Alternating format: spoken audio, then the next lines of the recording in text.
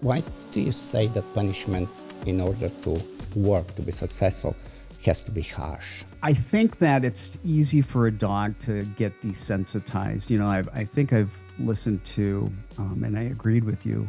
And it's interesting because, I've trained both ways. I don't think that you're a big proponent of low level e-collar training. Am I correct? Very true. One of the things I learned about that was from you, and I agreed with you. After actually doing a lot of very low-level e-collar training for decades, is that punishment and using aversives, they need to be kind of separated there, and that low level can really desensitize the dog, and then it could be more and more ineffective. Yeah, so I see where you're coming from, but maybe we can replace the word harsh, because I don't think it fits right. I think it kind of hits the wrong way. What would you use? I would say that the punishment has to have all the components to succeed and to outweigh the desire of whatever that is. It's got to be painful enough for the dog, unpleasant enough for the dog, that the dog wants to give up the behavior. Which harsh doesn't really represent that, right?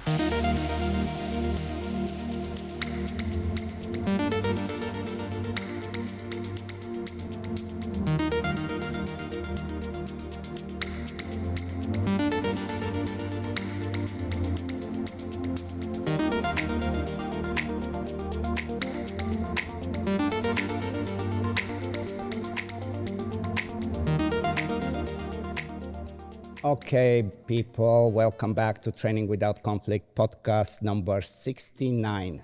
Today's episode, it's going to be a little different. We are not here to, trade opinions or play social media games. We are here to look at ideas honestly, test them, and see what actually holds up in real dog training. My guest has been very outspoken about the claim that all behavior issues can be solved through positive reinforcement schedules alone and without the need for any form of punishment or pressure. I honestly respect the passion behind that position, but passion isn't proof. So today I'm going to ask some direct questions, not really. My goal is not to argue, but to understand how that philosophy works when the dog in front of you is biting, chasing, or shutting down. My guess is Will Bangura, and I'm gonna read his titles behind the name because they're quite a bit, and eventually we can go into that.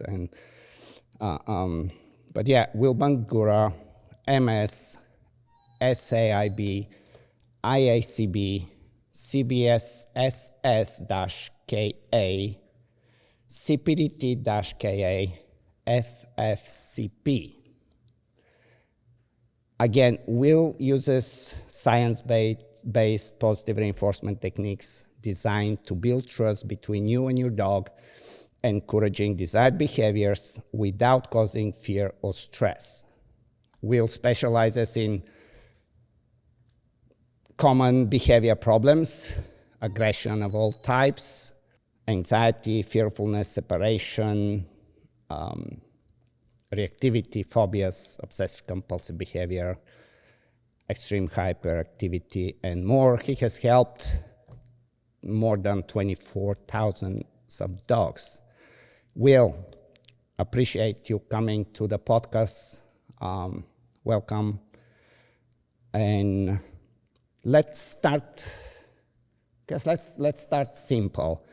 How would you define your approach in a couple of sentences? Well, that's difficult, a couple sentences. Let me just give a little background too, for please. Anybody else that's listening. I started training dogs back in 1975. Okay, I was 9 years old. My dad was a police officer. He bred and trained German Shepherds, mainly in AKC obedience matches, a little bit of Schutzhund back in the day when it was called Schutzhund. And that's where I got started training dogs. Every Wednesday night in Milwaukee, Wisconsin, where I'm from, we went down to the North Shore German Shepherd Dog Training Club, the AKC Dog Training Club. And back then, everything was pretty much compulsion based. Everything we did was pretty much Keeler based. So Bill Kohler, some people say Kohler. I know I can never say the name. I always say Keeler. But that's where I got my start was, with the Keeler method. As back then, I don't remember even praising the dog. I don't remember giving food rewards, anything like that.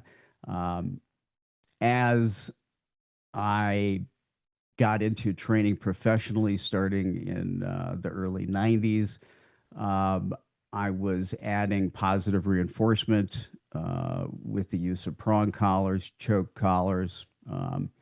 Back in the late 90s, early 2000s, I started working with e-collars.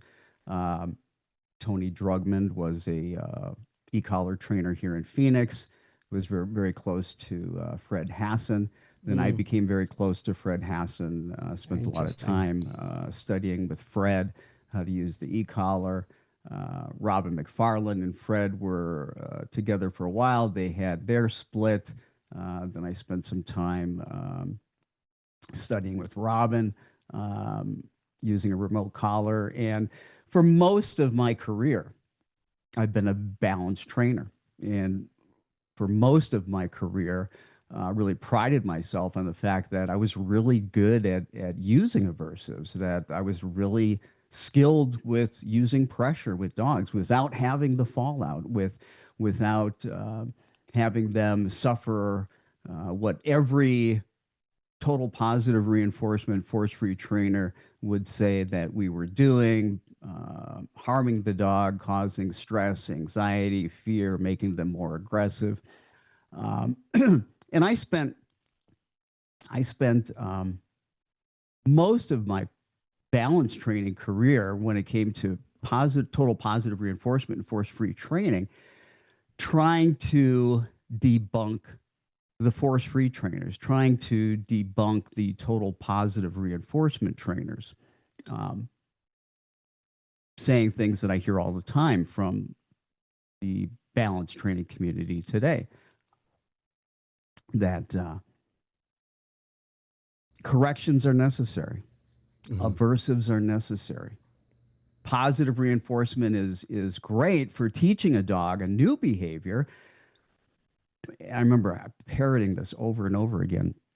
However, it's not a matter of if, it's a matter of when there's going to be a distraction in the environment, a competing motivator, if you will, that's going to have more value to the dog than whatever cookie or treat that you have in your hand. And the dog's going to look, maybe it's a rabbit, maybe it's a squirrel, and the dog looks at you with your cookie and says, "Hey, that's great. That's worth $5. But you know what? The squirrel is worth $100. See ya. I'm out of here." Right, right. And,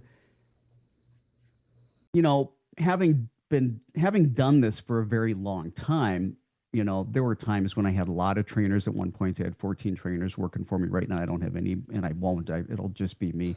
But, more recently, I'd say 5-7 years ago, when I had a couple of trainers for me and mentoring them, and they're young, in their 20s. You're still in Arizona. Sorry to interrupt, right? Yeah, I'm still in Arizona.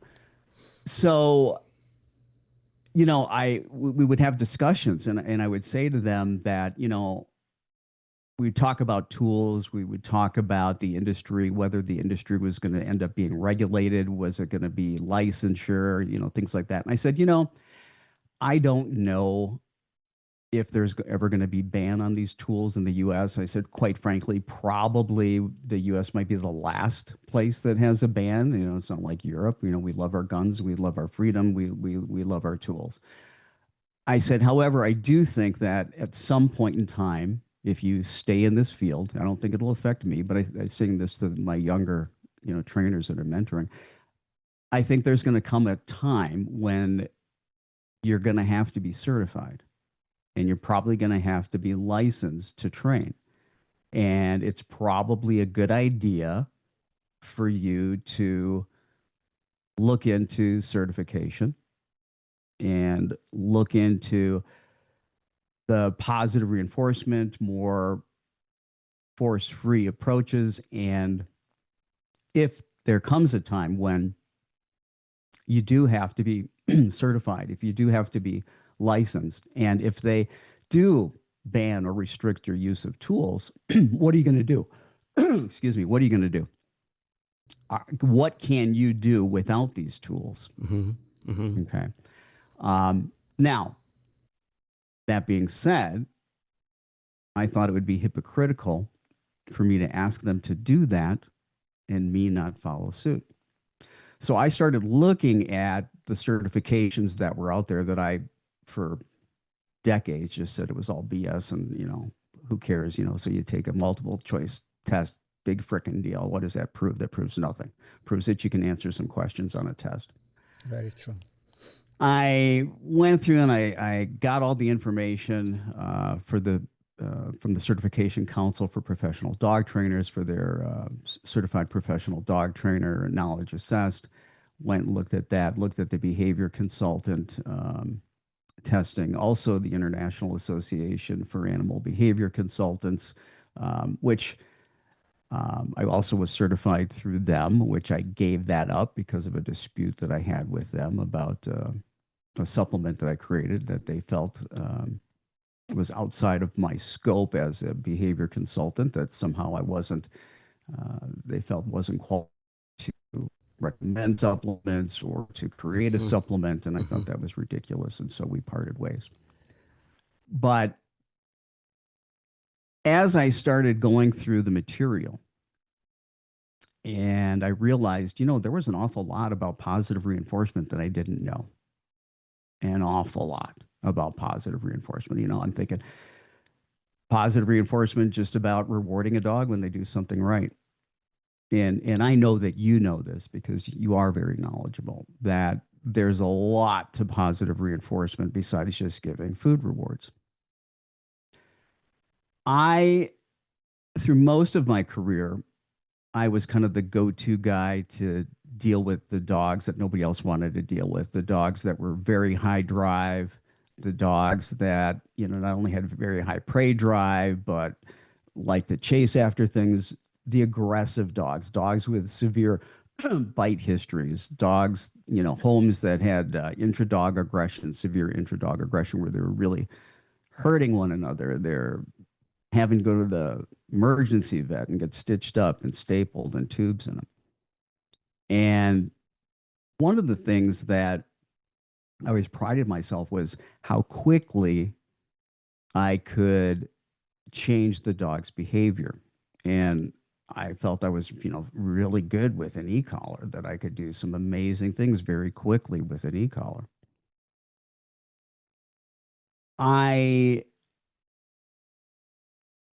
got more involved in it, and as I went through the certification process, you might be aware that there is a code of conduct, Yeah, I'm quite familiar statement that with you've got everything, to, but yeah, go ahead, because you've I got know to many people sign a don't. declaration basically that you're not going to use aversives. Correct. All right. And so I said, okay, I'm going to take on this venture of not using aversives. And because most of the work I do is with dogs that have aggression issues and reactivity issues, it now became a matter of, all right, I'm no longer, quote unquote, correcting the aggression, which today I look at it as, no, I was never correcting the aggression. In most cases, I was punishing fear, because those dogs, and most aggression is based in fear. Once in a while, you'll get a true case of dominance aggression. But most of the dogs, their aggression is fear-based. It's defensive aggression. And it wasn't until I started getting into the little nuances of counter conditioning, desensitization, differential reinforcement, arranging the antecedents, environmental management, and seeing what I was able to do with that approach versus just punishing the aggression or using negative reinforcement to get a dog to do other operant behaviors, focused healing, focused looking at me, avoid the other dogs. If you're a reactive dog, we can walk by all these dogs with the e-collar, they're focused on me, everything looks good. The problem was that suppressed the outward behavior, and aversives can work. And if you're really good at it, if you're good at using an aversive, yeah, you can shut down that behavior. The problem is that it comes back because you didn't change the underlying emotional state that drives that behavior. And one of the things that I argued about, and what I still hear today, obviously from balanced trainers, is that, one of the biggest things that they'll say is, well, you'll euthanize a dog for aggression versus correct the dog. And quite frankly, when I look at it today and I see the effects of, it's one thing to be a really experienced trainer, behavior consultant, somebody, a pro that works with dogs, and you really know what you're doing. Now, the other thing that's important here, 99.999% of the dogs I work with are companion dogs, pet dogs. So I'm not working with sport dogs. Okay, very different. What we can, and I've had Malinois. I did personal protection training. I never competed in protection sports, but I did personal protection training. I had, high drive shepherds, Malinois, that were beasts, and they were fun dogs. And there's a lot you can do. Those dogs can handle a lot of pressure, things that pet dogs would never be able to handle. This. There's a lot of trainers out there, and there's a lot of bad trainers. There's a lot of average trainers. Well, if you're working with pet dogs and you're using aversives and you're average, you're going to mess up a lot of dogs. Now, if you're not a professional trainer, you're Joe Sixpack, and you're one of the 200,000 to 500,000 individuals that's buying an e-collar out of a pet store, they're definitely screwing up dogs and causing harm with good intention. And just like for the many decades, I had all the best of intention. I believe that most trainers have good intentions. I believe that most people that work with dogs have good intentions. But I didn't know what I didn't know. I repeated a lot of things that I heard in the balanced training community, arguing against force-free and total positive reinforcement folks. But then when you cross over and you actually have to do it, now, I know that you and I disagree on some of the science that's out there, some of the studies that are out there, and that's okay, because there's never going to be a perfect study that's out there. But I do believe that there's an overall scientific consensus. Is everybody in agreement? No, but I believe there's an overall consensus that, for the most part, if you're looking at dogs across the board, that there is a much greater risk, and it happens often when we're talking about pet dogs, and it happens a lot when we're talking about professionals using aversives, but it happens even more when we're talking about non-professionals using aversives that are trying to use aversives to correct serious behavior problems like reactivity and aggression, thinking that things are going really well because they might shut that behavior down quickly, only to find that it comes back, and it comes back worse, only to find out that it increases the anxiety. I get calls every day today that I'm force-free, that I'm total positive reinforcement, from people that have taken their dogs to really well-known balanced trainers for aggression issues, reactivity issues, that use aversive tools. They're balanced trainers. They use, positive reinforcement as well. But I hear it every single day. The dog, it's worse. The e-collar screwed up the dog. The prong collar screwed up the dog. The training made it worse. Now, I didn't hear that stuff from the people I was working with when I was using those tools. But, I think about it. If I'm the consumer and I choose trainer A and trainer A's method and things go south, I'm probably not going to be calling back trainer A or another trainer like trainer A that uses trainer A's methods. I'm probably going to be looking for somebody else. And I think that happens probably a lot. I mean, I don't know for sure, but I think that happens a lot. That, unless we ourselves are following up with our clients long term, especially when we're talking about things like severe reactivity and aggression, do we really know what our true outcomes were when it comes to the work that we did? Now, I know that was long-winded. You asked me to say a little bit. No. But I felt it was important to give a little bit of background because, I'm not like some 20 or 30-something-year-old force-free trainer that, went to Gene Donaldson Academy and has never picked up a prong collar or any collar, never worked with a real case of aggression type of thing. So, I come at everything that I do and comes from that perspective. Yeah, I like that. No, and that was very, very good beginning for no question. All right, so just to mention that, like the examples that you were giving as far as people being failed by the balance trainers, of course, there is people being failed by the force-free trainer. Yes, otherwise, absolutely. They wouldn't go there. That's kind of given, right? Absolutely. Yeah. I agree. I guess, all right. So if I understand correctly, you believe that every behavior can be shaped purely through some positive reinforcement schedules with no need of any aversive experience, right? Yeah, my belief is this, that there's only one legitimate use of an aversive, and that is when you are surprised and it's a dangerous situation and you've got to do what you have to do to protect the dog or a person or what have you. But then that's information when that happens that says, hey, I've got more work to do.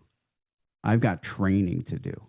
And if I've got a problem in this specific area where I couldn't manage and control my dog, it's not that the positive reinforcement doesn't work. It means that I've not done enough work with that. And then the approach that I'm going to take is, okay, I'm going to do everything in my power to avoid the triggers. Not that that fixes the problem at all. Correct. But it's the first step, because I can't have the dog continuing to rehearse those behaviors. They get more and more conditioned, more and more habituated, not just the outward behavior, but the underlying conditioned emotional response. And that makes it more and more difficult for me to be able to modify that behavior. Yeah, understandable. That's I like and that. And there's the component here, and I get that some people, like even the Certification Council for Professional Dog Trainers says we're not a welfare organization, because they've opened the door to allow for aversives. And I get that, but where I'm at today, okay, animal welfare is very important to me, and I just don't think, because I don't feel that it's necessary. And I've not found over the last, 6-7 years that I've been fully crossed over as a force-free trainer that I don't use aversives. I've not encountered a case where I needed to use an aversive to modify a behavior. Now, I could, but then I'd be violating my code of conduct and the profession sure. I've made to, hey, I'm going to do this force free, and I'll tell you, there were times when I found myself, especially early on, being a little frustrating, because I'm like, man, I know I can make things happen faster in some respects, but that is kind of a myth for me in a little ways, because when I say faster, suppress behavior faster. But as far as having real permanence and reliability of change, especially when it comes to aggression and pet dogs with aggression, because that's where I come from. Those are the people I work with. Suppression doesn't change things forever. It puts the dog in a pressure cooker. Okay. And eventually that dog snaps. Not every dog, but a Right. lot of them do. And so really, if you really want to get to the bottom of it, you got to change the way the dog feels. If the dog doesn't view a trigger as a threat, they're not going into fight or flight. There's no function. There's no purpose for that behavior. There's no need for it. And so for me, it's all about changing that underlying emotional state. And when you do that, the behavior melts away. And I don't need to use aversives to do that. Counter conditioning and desensitization works fantastic. And there's all kinds of different protocols that come underneath that big umbrella of counter conditioning and desensitization. All right, let me. I mean, these are very good. I like already where we're going with this. I think it's going to be a very cool conversation. One of the claims, and I think it's also one of your claims as well, from kind of checking your stuff and so on, and it's not just it's just the force-free or all positive trainers. One of them is that punishment creates fear and ruins the relationship, right? Now, my question, are you saying that all punishment causes fear, or only the poor use of punishment causes fear? I believe that there is a way to use punishment effectively without it causing fear, increasing anxiety, and having fallout. I think that there are a lot of variables that make it very difficult for that to be the case. Number one, I think you have to be an extremely good trainer. I think your timing has to be impeccable. I think you need to be able to read canine body language really well. I think that when you use punishment, it's got to be in a very controlled way so that you can control for variables like superstitious associations. I think a lot of people, misunderstand punishment. For example, punishment has to be, in my opinion, and what I know, not just by my opinion and my experience, but also from, my education and knowledge, is that I've got to be 100% consistent. My timing's got to be impeccable, and the punishment's got to be very harsh. And I don't know a lot of trainers, even professional trainers, that are that good at that. And I certainly don't know hardly any non-professional trainers that are good at that. And so there's a very, very high risk, especially again, when I'm talking about pet dogs, there's a very high risk that using punishment will increase anxiety and potentially also lead to aggression. Can it be done without that happening? Yeah, but there's a lot of variables. Genetics is a big factor. Temperament's a big factor. As well as not just the factors about the teacher, the trainer, but the learner as well. I caught on a word that you used, and I kind of want you to elaborate a little bit. Why do you say that punishment, in order to work, to be successful, has to be harsh? I think that it's easy for a dog to get desensitized. I think I've listened to, and I agreed with you. And it's interesting because, I've trained both ways. I don't think that you're a big proponent of low level e-collar training. Am I correct? Very true. Yeah. And so from that perspective, I think that, that's where and I did a lot Fred of Haas and this kind of trainers right. that do I don't align with.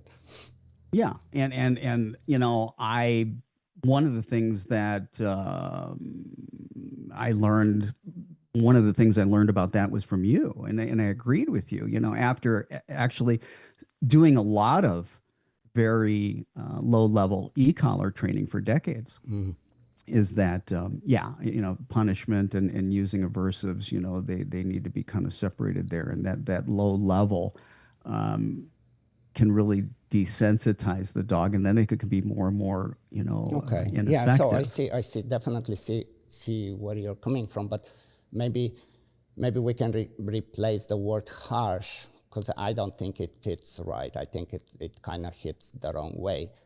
What would you use to I describe would it? say that the punishment has to have all the components to succeed and to outweigh the desire of whatever that is. But Got to be painful enough for the dog, unpleasant enough for the dog that the dog wants to give up the behavior. Which harsh doesn't really represent that, right? I mean, I can just snap my finger and say, knock it off, right? Okay, let's move on.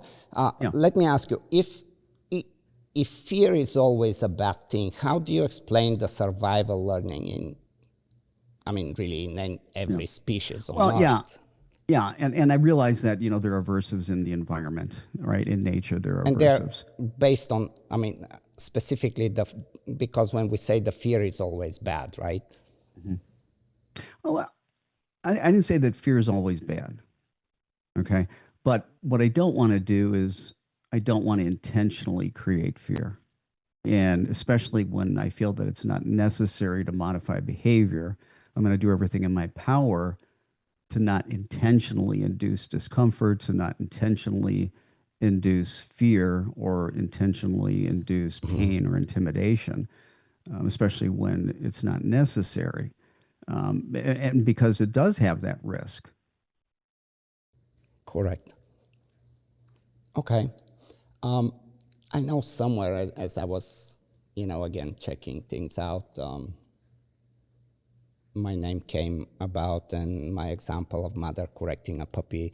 And that's a actually classic example, right? It's not like something I came up with. But when a mother corrects her puppy, is she creating fear or clarity, in your opinion?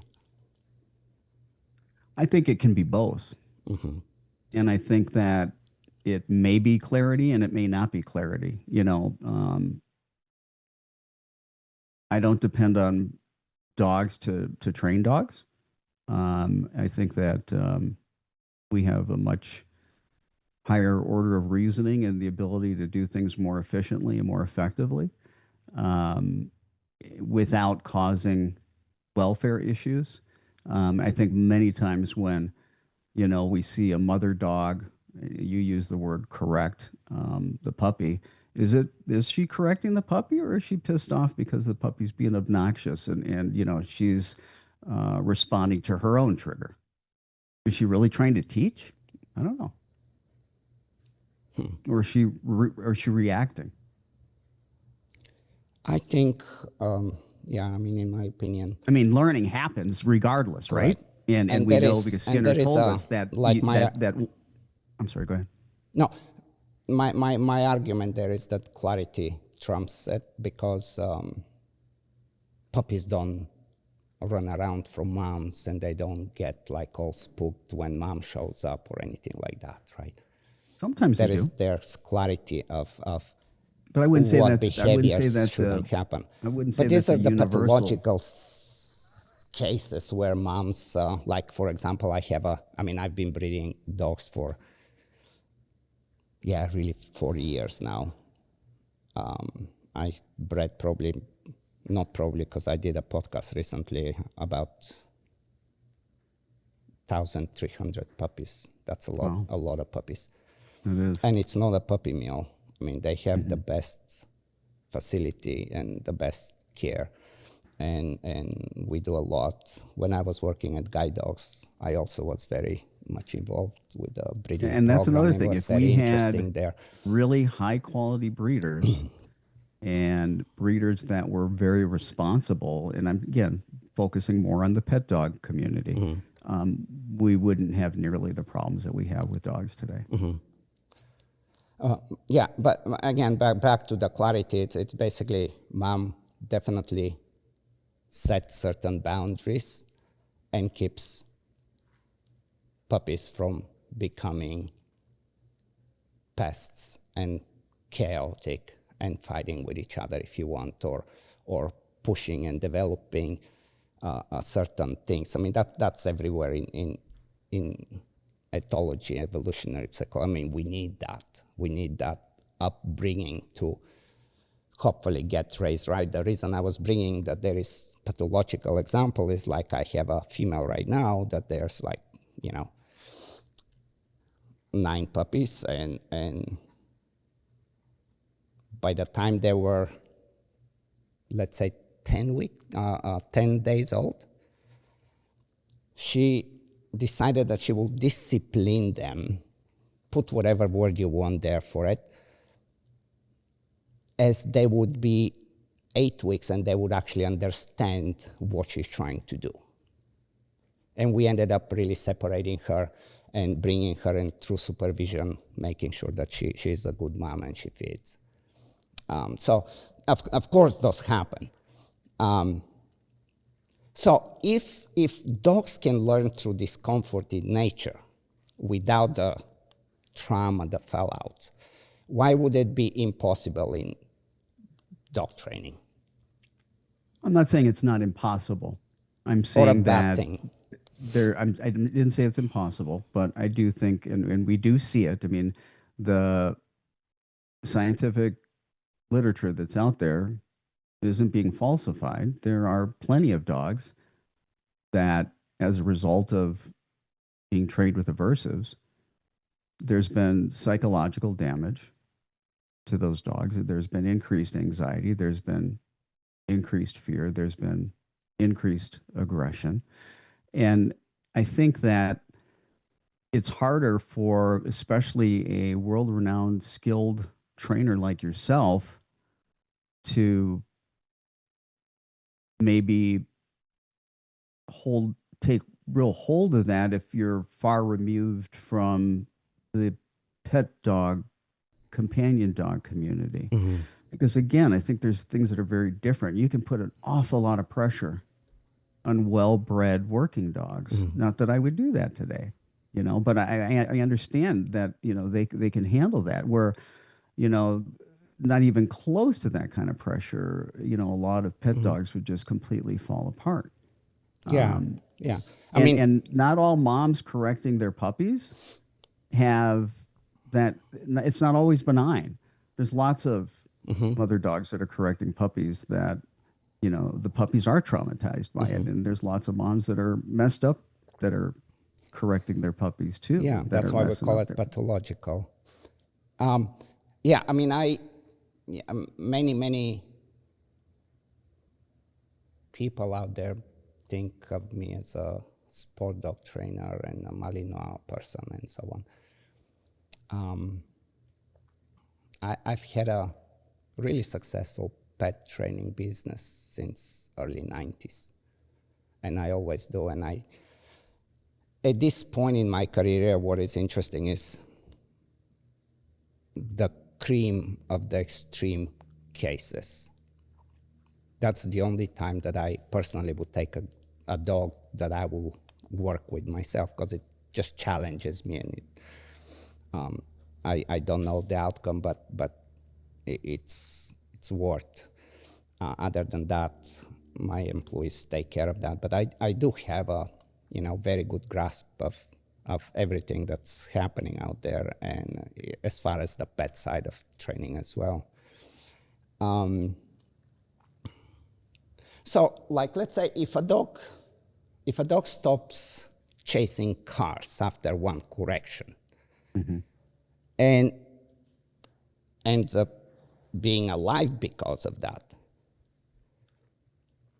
was that fear or safety? Well, again, like I said, in an emergency situation, you've got to do what you've got to do to protect the dog, right? You don't want the dog getting hit by a car. But again, that would be information for me to say that, well, in that context, apparently my dog is not off-leash reliable if I couldn't call the dog back and it wanted to chase after the car. So number one, I'm going to make sure that my dog's on a leash, and I'm going to be doing all kinds of work, okay, to help desensitize the dog. The problem is that it can be done just fine with positive reinforcement, but you got to follow the right protocols. When Clive Wynne did the study on chasing and he cited my positive reinforcement guide on how to stop chasing, what I was disappointed was he didn't follow any of the protocols. That was not a good design study. The way that the positive reinforcement was done to try to stop dogs from chasing doesn't even come close to what best practices are, industry standards for force-free positive reinforcement training. And then you kicked out a bunch of the dogs in the e-collar group. So, the study, I don't know if you read my critique of the Wynne study, but it was a pretty poor study. So, yeah. Let's go a little bit further in that. Tell me more about this. What would be the protocol that you would do? Because as far as I understand, the study had I'm going to be working with the dog at a distance, okay, from cars, joggers, bicyclists, whatever the dog likes to chase after. Okay, if I've got to have, somebody running around with a rabbit on a flirt pole or whatever, I'm going to do what I got to do. But the thing is the dog going to chase when it's too close? Yeah, because it's over threshold at that point, right? I've got to get that dog focused and giving up wanting to chase at a distance first where the dog can handle that.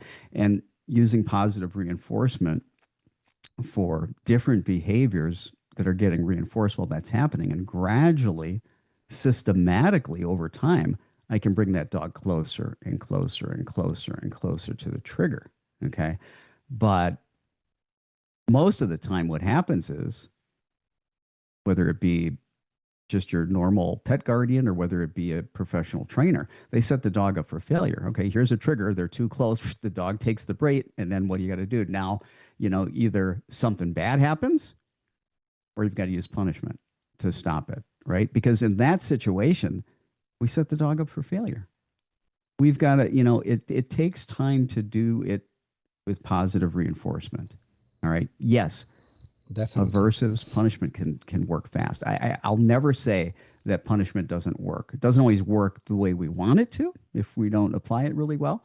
But it certainly can work. We know, when Skinner mapped out operant conditioning, he said, hey, this is the way learning happens. So we obviously know that those things work. But even Skinner himself, through most of his career, argued against the use of punishment. Oh, 100%. Yeah. 100%. And, that's kind of where I am today, is that, it's really not necessary. And again, unless it's an emergency situation, I've not had any balance trainer yet that I've asked been able to come up with when, other than an emergency, when is it necessary? What can't you train other than an emergency? What behavior can't you train or modify that you feel that you have to use an aversive punishment? Right. Okay. Yeah. Unless it's an emergency. So I'll give you my take here. So when we're talking, you basically, and you already defined it as desensitization, and you briefly explained the protocol. I think that protocol is very sound. I think that protocol is nowadays very well understood for trainers that have paid attention and have tried to understand and see what they can do.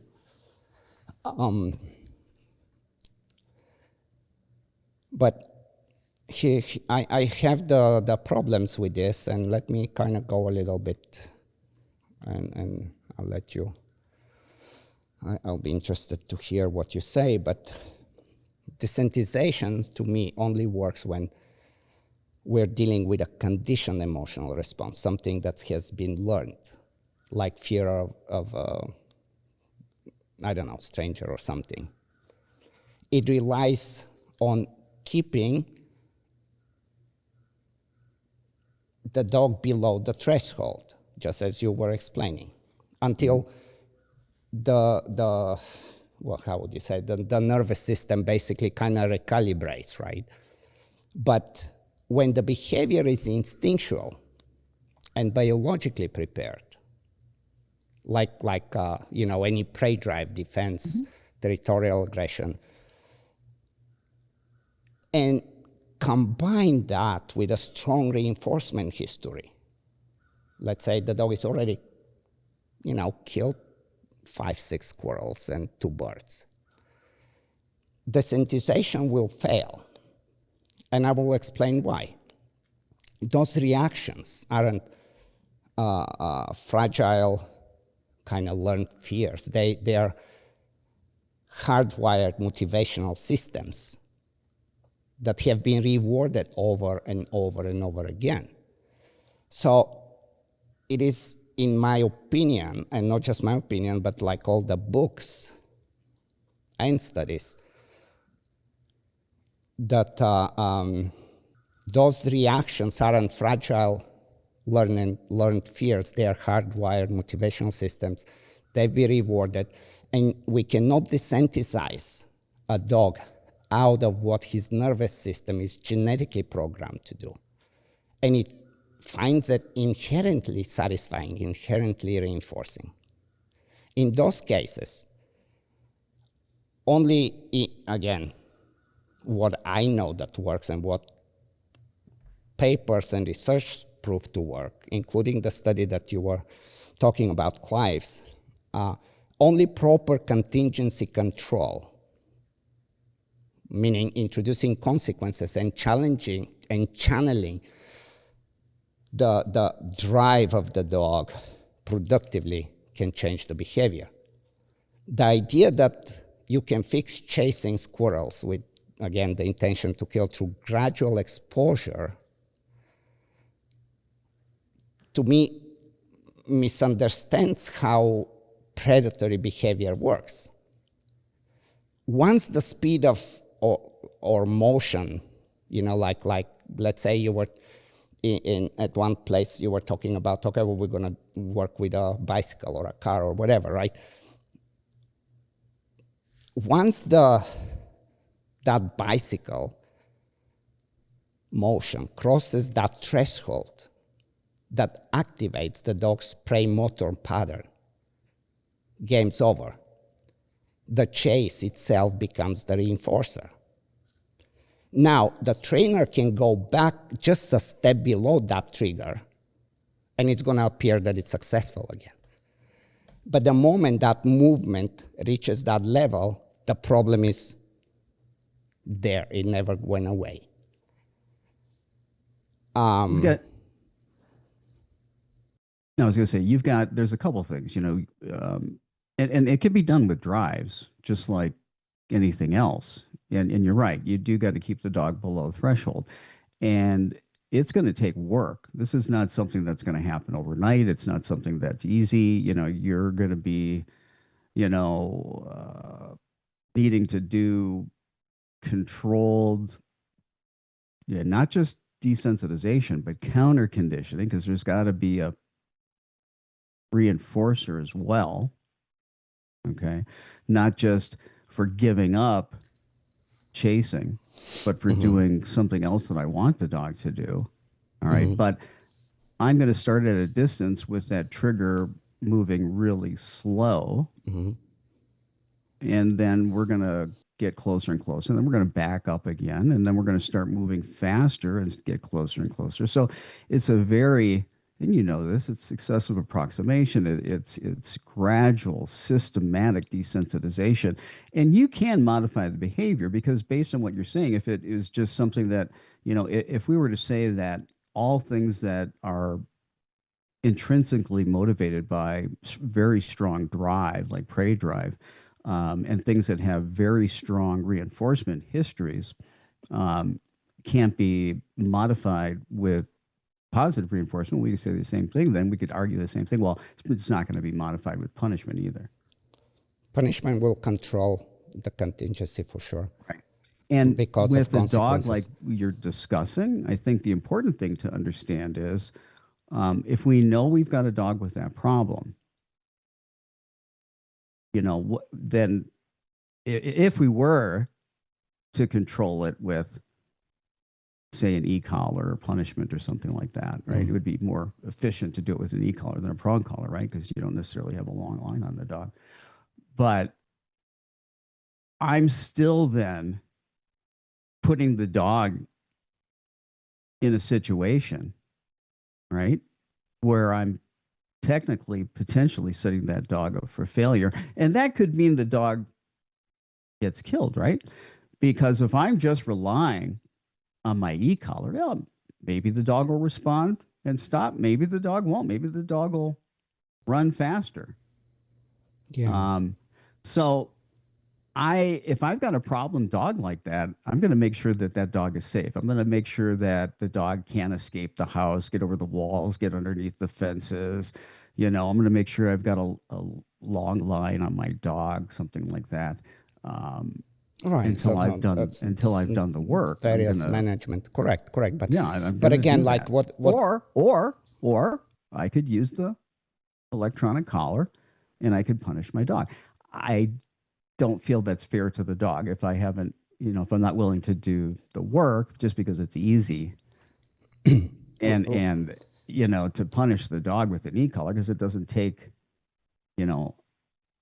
much for anybody. And that's the problem too with the tool is that, yeah, it can work and it can work fast and it can seem easy, right?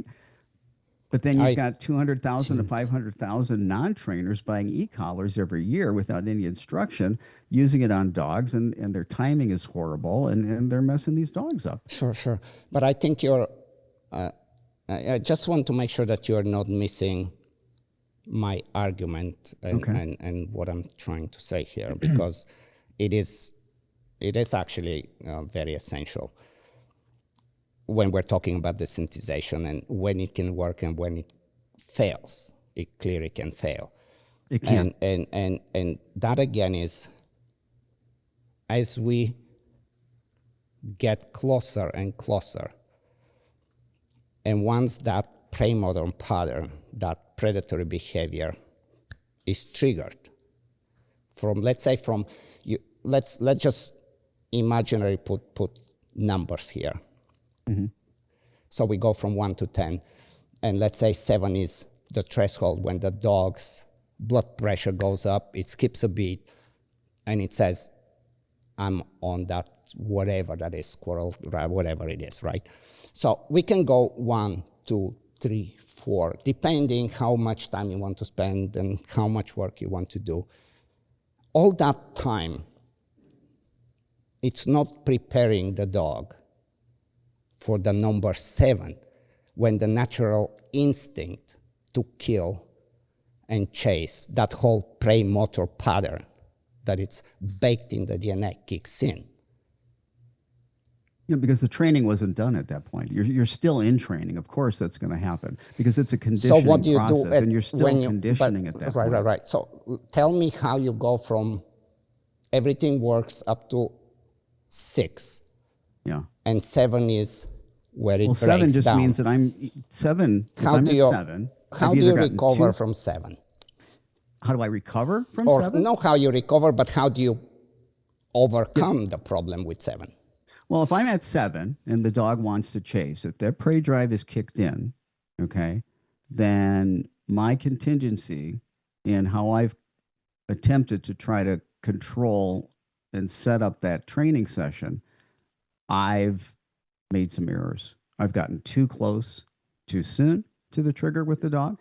The trigger might have been moving too fast too soon. The alternative behavior that I need the dog to do, I might not have conditioned that enough. My reinforcer for that alternative behavior might not have been high enough. So again, every what we might call failure, or what a lot of people would say the dog being disobedient, is not disobedience. It's the dog giving me information. It's communication. And it's feedback for me to say, hey, you know what? I need to dial things back a little bit. I need to spend more time at a little bit further distance, or maybe more slowly moving closer, or more slowly bringing the speed of the Right, trigger up. right. Okay. And And granted, and that's why I say, and can every force-free positive reinforcement trainer be really fantastic at doing this and having great success? No.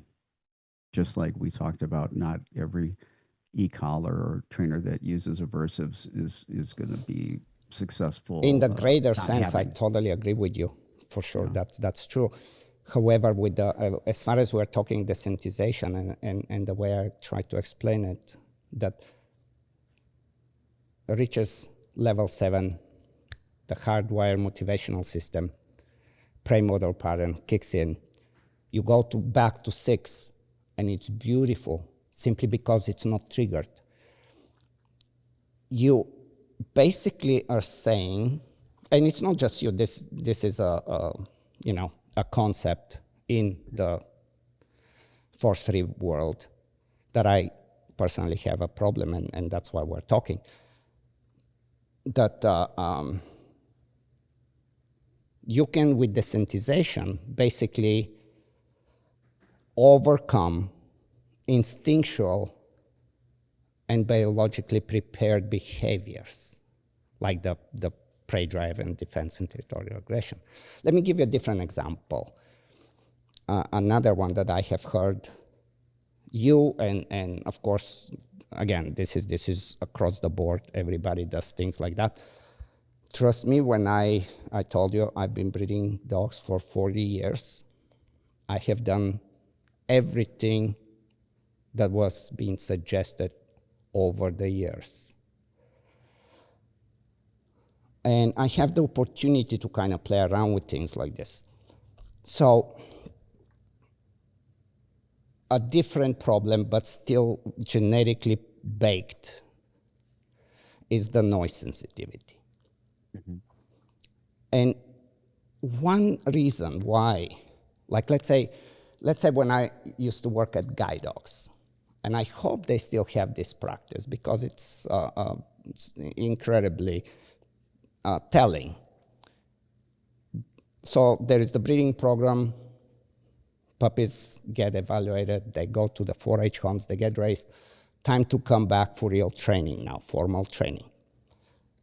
The very, very, very first thing that we will do, we will get that whole batch of dogs, being 20, 30, whatever the number is, and we will get every person that we can from the staff to take one dog, spread out on the property, and shoot a gun bunch of times. Every dog that said, I don't want to stay here, they get rejected for the program, and rightfully so. And then the 4-H home has the opportunity to take the dog back, because really nothing wrong for the dog to just be afraid of loud noises. However, every single program that has serious agenda evaluates noise sensitivity. You have it in every single one. And the reason being is because it's innate, because it's impulsive. You respond and you are not in control. So when somebody says that you can play the tapes and you can do this gradual desensitization, you have to understand that there are levels of the severity of a problem, just as I was telling you with the dog that's already killed 5 squirrels, or even if he didn't kill but clearly has that intention. It's not just play hopping butterfly towards the squirrel. Those tapes, those gradual moments of desensitization, they work for the moment and only for the moment. When a dog has a serious problem with noise sensitivity, when they get startled by noise, few things can happen, again, depending on the severity. One, they will recover very quickly, just like people will. Whoa, oh, Okay. Or they will be bothered, or they will really be concerned and worried and shut down. And there would be, typically there is no really a fight response unless you really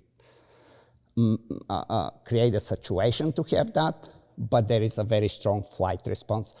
And that noise overrides any trainability at that point. And no desensitization has ever solved that problem yet.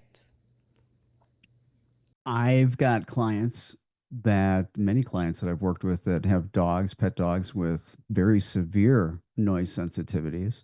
One lady that comes to mind, her name is Lisa, and she's got a dog named Josie, and she's, I don't know if she's in Alabama or Arkansas. She's one of the people I work with virtually, and she lives near an artillery range. And the dog had severe sound sensitivities and fears to the sound of the artillery, to fireworks, thunder, you name it. And this was a dog that was extremely severe. And granted, and we did, and we wanted to play sounds at low volumes and things of that nature. But, you can't just call up the army and say, hey, can you do me a favor while we're working with this dog for the next 3 months? Can you guys just not have any artillery exercises going on, right? So, couple things. One, and again, this is not always the most convenient thing to do, right? So we had to desensitize and counter condition the dog to wear noise canceling headphones. This is a dog that also, for a short while, was on some medication as well to help bring down some of that anxiety so that we could actually do the work of counter conditioning and desensitization. And one of the things I also tell folks is that, when we're using recorded sounds, it's hard as we start doing the counter conditioning and desensitization to get to a level that matches reality in the real world. Like I tell my clients, look, if you don't have surround sound, a good stereo system that eventually can be cranked up really loud and be almost the way it sounds in the real world, it's not going to happen, number one. But there are things, and I know that I think you're pretty much against medication. I'm not against medication. I'm against the overuse you of said it. it right, pretty much, which doesn't exclude them completely. Yeah. But I've seen medication do some amazing things. I've also seen some regular veterinarians, and I get all the respect for vets. They got the hardest job in the world working with so many different species and problems. But, regular vets don't have much education in vet school when it comes to psychopharmacology. So a lot of them are rolling the dice, and a lot of the medications that I see them prescribe, there's a lot of emphasis on, trazodone and gabapentin, and those things are sedating. And I find that a lot of anxious dogs that start feeling some sedation get more anxious, and it makes things worse, as opposed to some of the SSRIs, which if they start them at a very low dose, there's not that sedation factor. And if they titrate them up, slowly, there's not that sedation factor. So what do you think the SSRI does at that moment? What is the we don't really know we don't really understand the mechanism behind it. We know that they work. We thought serotonin was a big deal. I don't know that we know that we're modulating serotonin, but there's other things going on. We don't have that figured out. My wife's a psychiatric nurse practitioner. We have this discussion all the time. Unfortunately, we don't have good diagnostic stuff when it comes to the brain being an organ of the body. Yeah, we have good diagnostics on other organs of the body. But I think just because in human psychiatry, we take a look at people with mental illness, for so long there's been this stigma, and it's been about, a character issue rather than, there's a medical component to their behavior. And let's face it, people with mental illness, they don't have a lot of money. They don't have people lobbying in Congress. So there's not a lot of money put into that part of healthcare, like heart disease or something like that. But I think as we, in the future, understand the brain better, I think as we have better imaging, better diagnostics, that we'll have a better understanding on how these things work.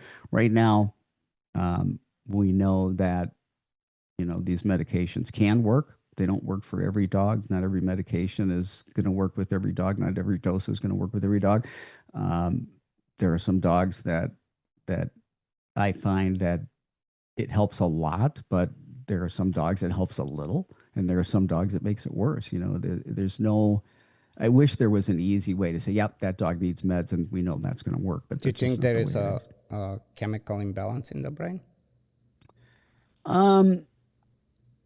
I mean, I Because that's obviously I what it's think there's sold. something. There's something. I know they call it a chemical imbalance. I think we don't know. I think that was the Correct. theory.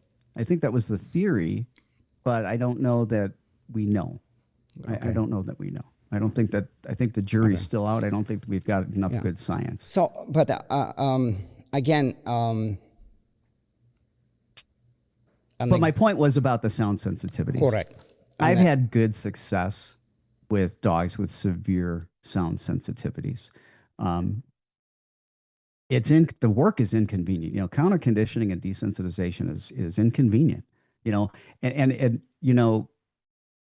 the balance trainers will like to say, well, if you're so good at what you do, show your work. Well, do you know how boring counter conditioning and desensitization? Nobody's doing videos on counter conditioning and desensitization. It's the most boring thing in the world.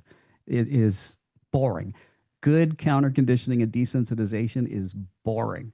There's nothing exciting about it. right, and it's time consuming. But again, Yeah, okay, it is so time consuming. we can pretty much move on.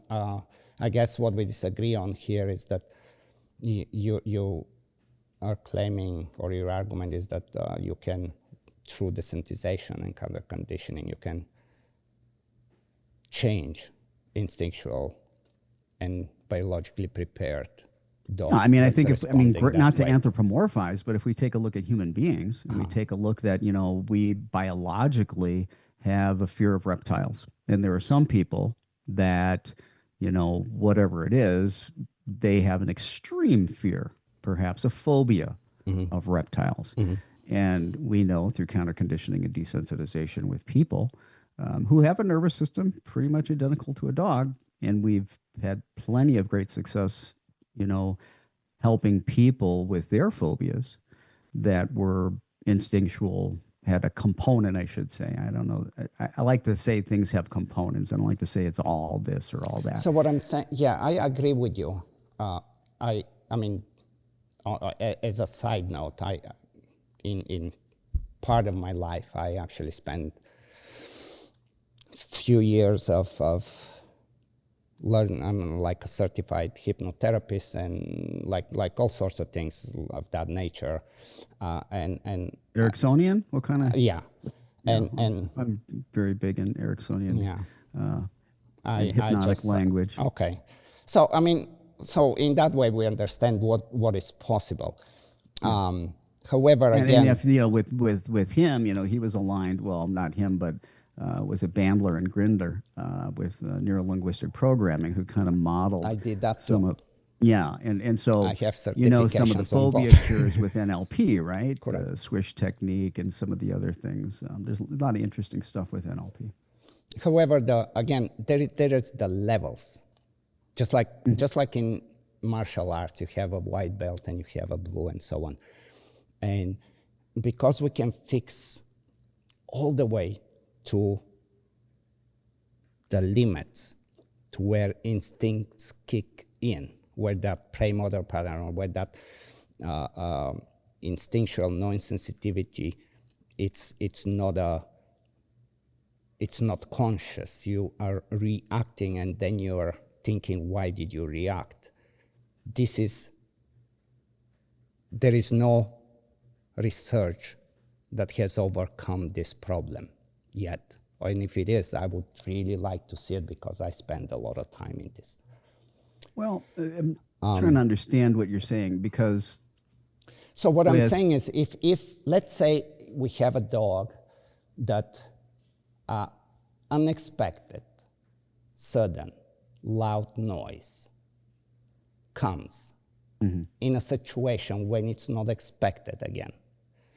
I know you like to talk about antecedents and conditioning and this and all that is all good, but you throw the dog out of that and you present that noise, if we're talking noise, that it's clearly sudden, unexpected, and loud enough that triggers those genetic instincts. We are helpless on that. In that situation, I agree. You're helpless. The challenge becomes, and this is always a huge challenge, and that is, how do you effectively and efficiently avoid the triggers while you're doing the work? And that can be a huge challenge. I've got clients that have dogs that are dog aggressive, people aggressive, and they're living in an apartment complex with 500 units. Okay. And they need to avoid people and dogs except under very controlled training situations until the work is done, and they can have more real world scenario. And it's a pain, it's a challenge. And just like what I was saying with Josie, that dog with the pet guardian Lisa in Alabama that had the sound sensitivities because of the artillery range. That dog was very severe, and we couldn't get that dog below threshold. So yeah, there would be a lot of surprises that would make it so that we couldn't do the work. So we had to do two things in that situation. One was, like I said, counter conditioning and desensitizing noise canceling headphones to bring the sound down. Also adding some medication. Eventually the medication, the dog was weaned off, and eventually the dog didn't have to wear the noise canceling headphones. And now artillery can boom and bang, and the dog's okay. Was it easy? No. Was it a big challenge to be able to avoid the triggers? Yeah, it was. Most people aren't going to necessarily, it's a big task. Okay, I got to put my dog on medication. I got to desensitize my dog to noise canceling headphones. Oh my God. Yeah, it's a lot of obligations and a lot of time consuming. Yeah, it's a lot of effort for the. But it can be done. My point is, though, it can be done. Granted, can I fix everything, cure everything? No. Can I make most everything a hell of a lot better? Yeah. Is there going to be some dogs we're not going to cure? That's kind of where we, there is a point where we very much align of the process of desensitization and how that we can definitely fix a lot of things just by being smart and create a good design, write a good prescription, and hoping that the owner will also understand and take the responsibility and take the time. However, once again, my big issue, and I think we leave that alone from here, is that there is a point, there is really a clear point break where from there on, in my opinion, the trainer becomes unethical and starts to sell snake oil. And this can be because of lack of understanding and knowledge, or simply, making money from business. But okay, I think. Give me an example, because I'm losing you a little bit about the. Well, as I said, like we can. That we're saying we can fix everything, or what? No, we cannot fix everything. Right. That's my problem. And you're saying like that when there is the instinctual, the high-wired everything? motivational systems, when we're talking about predatory stuff, or when we're talking about sudden loud noises, or we can go on with many examples, but I don't want to kind of water down the conversation. Sure. It's just that there is a point where, in plain language, instincts kick in and override any training and any conditioning and desensitization that has gone up to that moment. And the moment we go a little bit back, the success is there.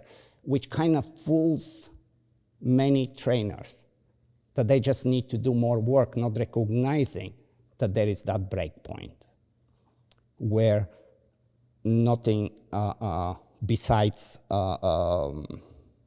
contingency control, consequences. And when I'm saying contingency control and consequences, that's not all. Of course, that would work in conjunction with channeling the drive and some differential reinforcement and offering some alternatives and so on and so on.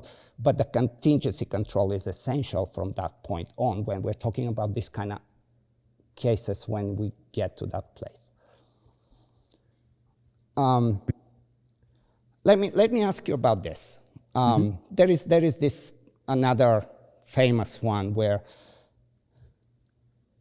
aversives damage the bond between dog and the owner or the trainer or so on. What if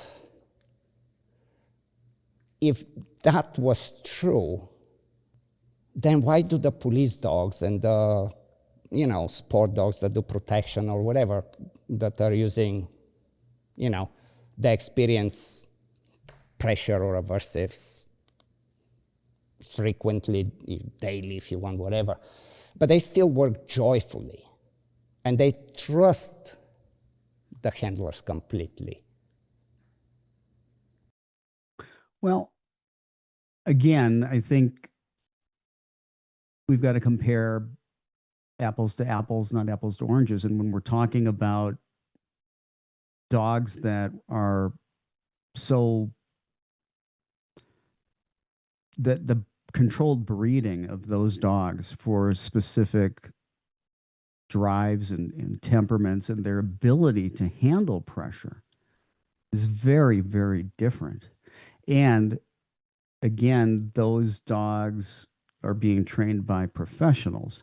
The vast majority of pet dogs are not being trained by professionals. They're being trained by their own pet guardians that have dogs that aren't well bred like that to handle pressure. And they don't have the skills that trainers have and the timing. And they are, with painful, uncomfortable, poorly timed corrections, punishing the dog. And the dogs know, oh, this is coming from my people. And yeah, that trust, that bond, that relationship does start to deteriorate. Now, does every dog that somebody uses punishment with, does it happen? No, of course not. And again, I think it's important that, and this is where I think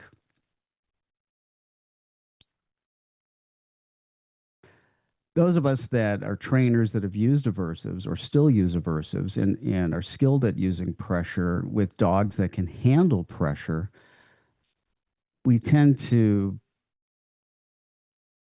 make that our model of the world more than looking at the big picture of just all the dogs that are out there.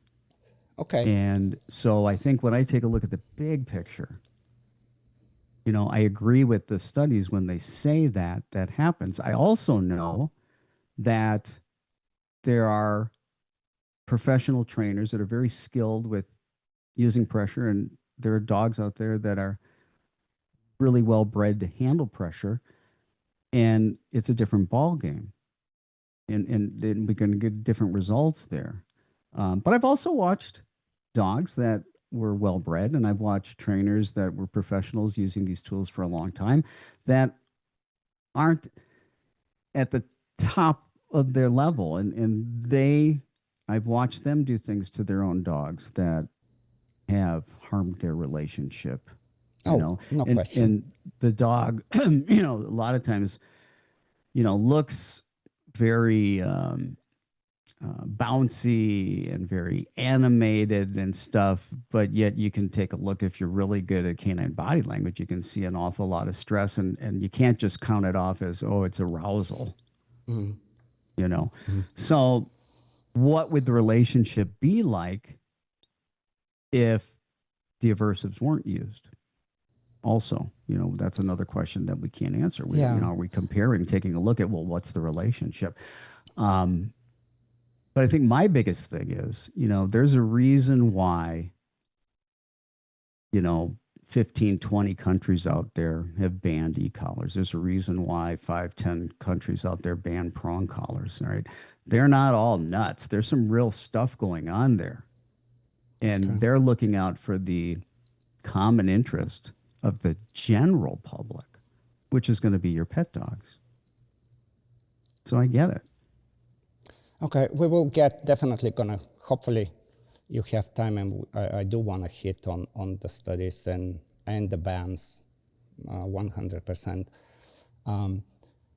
Talking about comparing the well-bred working dogs versus extremely shy and fragile whatever dog that we picked up from the shelter or a rescue and so on.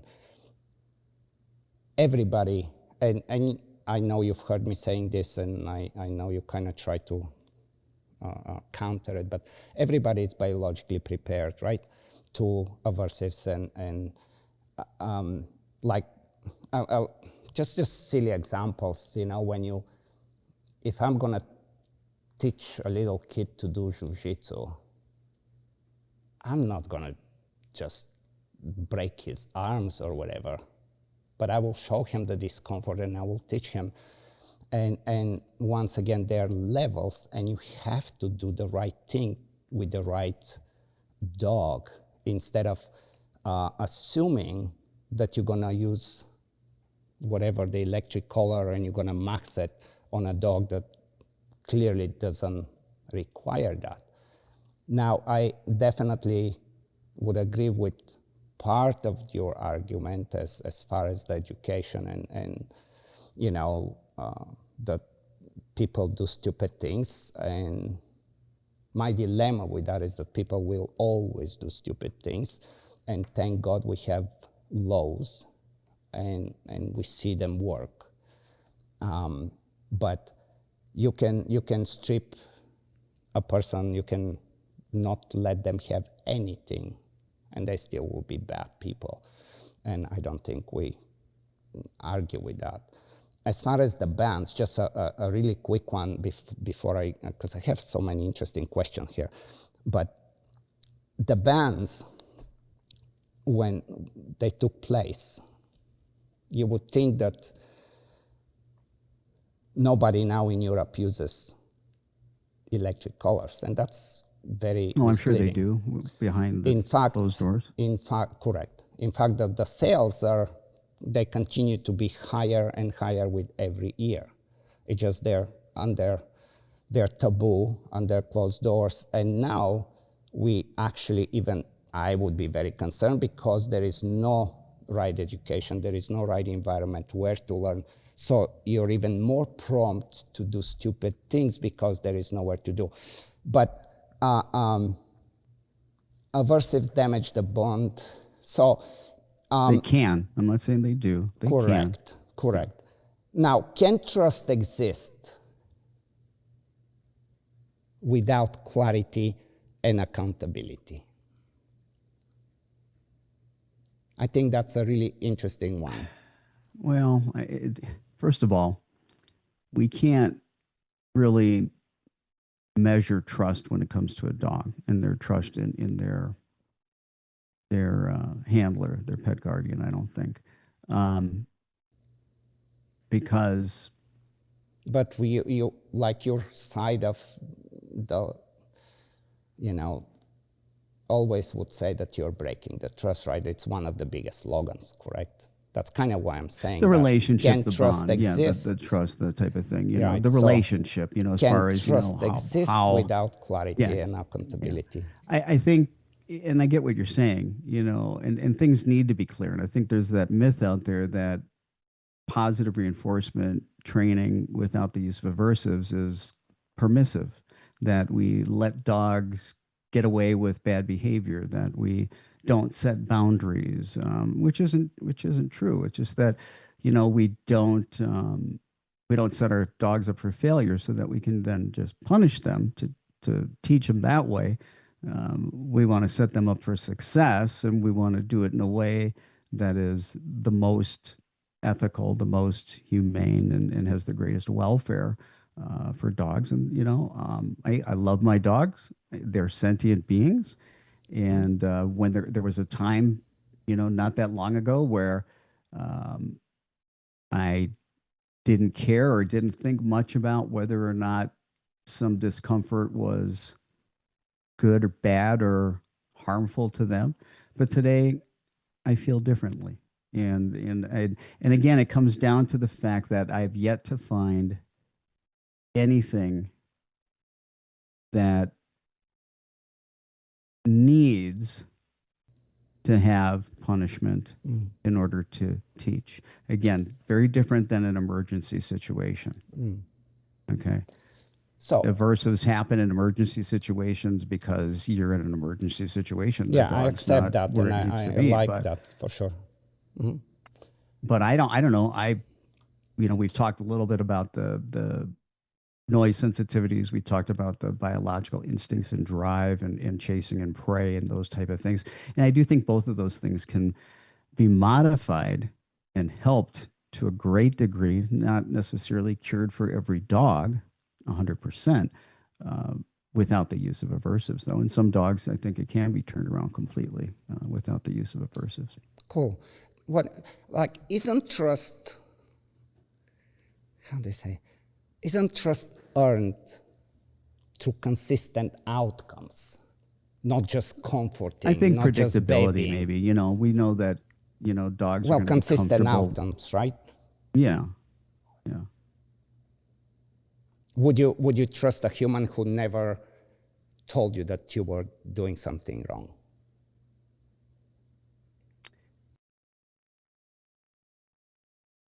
You can tell me that I'm doing something wrong, but you don't have to use discomfort, pain, or intimidation in order to communicate to me. That's the difference.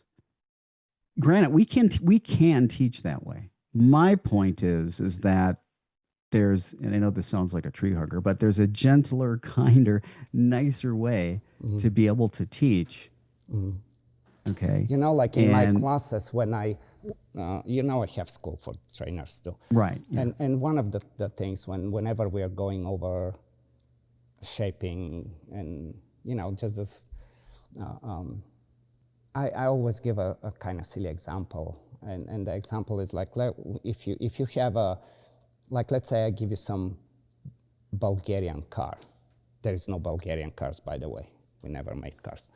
But let's say there is one. And we go to a gas station and tell you, Will, I'm going to give you 5,000 right now in cash if you within 45 seconds find how to open the tank so we can fill up the car. And then I watch you struggle, but I also watch you that you're really, really, really wanting to succeed. And however, you're stuck at the back with the spare tire. And I say, Will, knock it off. It's that way. And I just do hey, it's that way. Would you like that or no? Why not use successive approximation with free shaping with positive reinforcement, and then the dog doesn't have to struggle? No, I'm talking about you and the car and the example that I gave you. You have 45 seconds and you're really struggling. You want the money. Mm-hmm. If it's me, I would say, thank you, Will. I'm on it. Yeah, but dogs aren't using that kind of reasoning, though. They're not using that kind of everything is associative in terms of them and operant and how they're learning. It's consequences and associations. Correct. Which brings clarity and can diminish frustration, right? But the point is that I can create, as long as I'm making good, clear, black and white cause and effect associations, and as long as, I'm reinforcing the right behaviors in order to shape things, I can be very clear with the dog. The dog doesn't have to be frustrated. Now, if I'm trying to go from 0 to 100 with a dog, and then the dog's going to be frustrated. If I used to have, when I had a lot of trainers working for me, one of the things that I always used to do is I would give the trainer a dog and I would tell them to do something impossible that I knew that couldn't be done with the dog. Not because I wanted them to do it. I wanted to see, are they going to push this dog to do something that really can't be done? And are they going to keep doing the same thing over and over again? Or are they going to start making adjustments? Or are they even going to say, hey, you know what? This is ridiculous. Because I wanted to get rid of some of that ego that can happen with trainers. And that was one of the first things that I looked for was, yeah, they're just going to keep pushing and pushing and wanting to go this direction and thinking, you know, they got to make that happen instead of breaking things down into small little pieces where there can be success. And quite frankly, that's going to build more agency, more confidence, and more of an operant dog, more of an active learner than somebody who, you know, is always having to take cues from me. Right. So basically, like, and you correct or edit it as you like, but you're basically kind of saying the dog always learn better through free choice and positive reinforcement. Now, Yeah, I mean, I got to keep things, you know, as far as free choice, I'm not going to put the dog in a situation where yeah, it's going to that, be in danger, you know, but yes, yeah, yes, absolutely. yes. So Yeah, I know you don't like errorless learning and all that good stuff, but, you know, try to make it as easy as we can get possible there. for the dog Good. to succeed. So, That actually helps me because it makes my work go faster too. so if dogs, if we prefer to always take that approach, if that's true, why do wild animals use force, restraint, hierarchy across the board in every single natural system? What's your Well, they're thinking? all right. I personally believe that no animal goes into fight or flight and uses force unless they feel that there's a threat. And my whole thing is there's not a threat when I'm training an animal. And You there doesn't don't need to think be a that threat. And I don't need to be a threat. And yeah, I can train with pain. And I don't mean that like abuse, okay? You get the idea. But I also don't have to. And the fact that I don't have to and I can get the results, why would I? Why would I choose to use pain? Why would I choose to use anything that would cause discomfort if I don't right? need to? It's one thing. And again, I've not found a situation yet or a case or a dog since I've crossed over that I've needed to. And when I ask other trainers, all they can tell me is these surprise situations, which I agree. Hey, if it's a surprise, it's a surprise. You got to do what you got to do. You got to keep dogs safe. But that's information that tells me, you know what? There's more training to be done. And just using an aversive doesn't necessarily fix that problem. I might be stuck with having to have that e-collar on the dog for the rest of its life. Why do you think we have to, where we're forced, we're obligated to put seat belts, we follow laws, there are consequences for sure in human society, if positive reinforcement alone is good enough? Nobody said that negative reinforcement or that positive punishment doesn't teach and doesn't instruct. Nobody's saying that it doesn't do that. But the thing is, okay, it's very different when you've got independent humans running around that we're not there to police every single minute of the day, all right, versus a dog. And with a dog, you know, they we first of all we bring them into our world, all right? There's a whole other host of things that we could talk about when it comes to breeding and genetics and how there's this huge mismatch in a lot of dogs and their homes, environments, and their people. Okay. And the thing that they don't want them to do is exactly what they were bred to do. Okay. You know, from an ethological perspective, that's a problem. But just because just because we do learn from pain doesn't mean that we have to teach that way or that we should teach that way. And I think that when we can teach in a way that doesn't cause discomfort, I think it's better for everybody involved.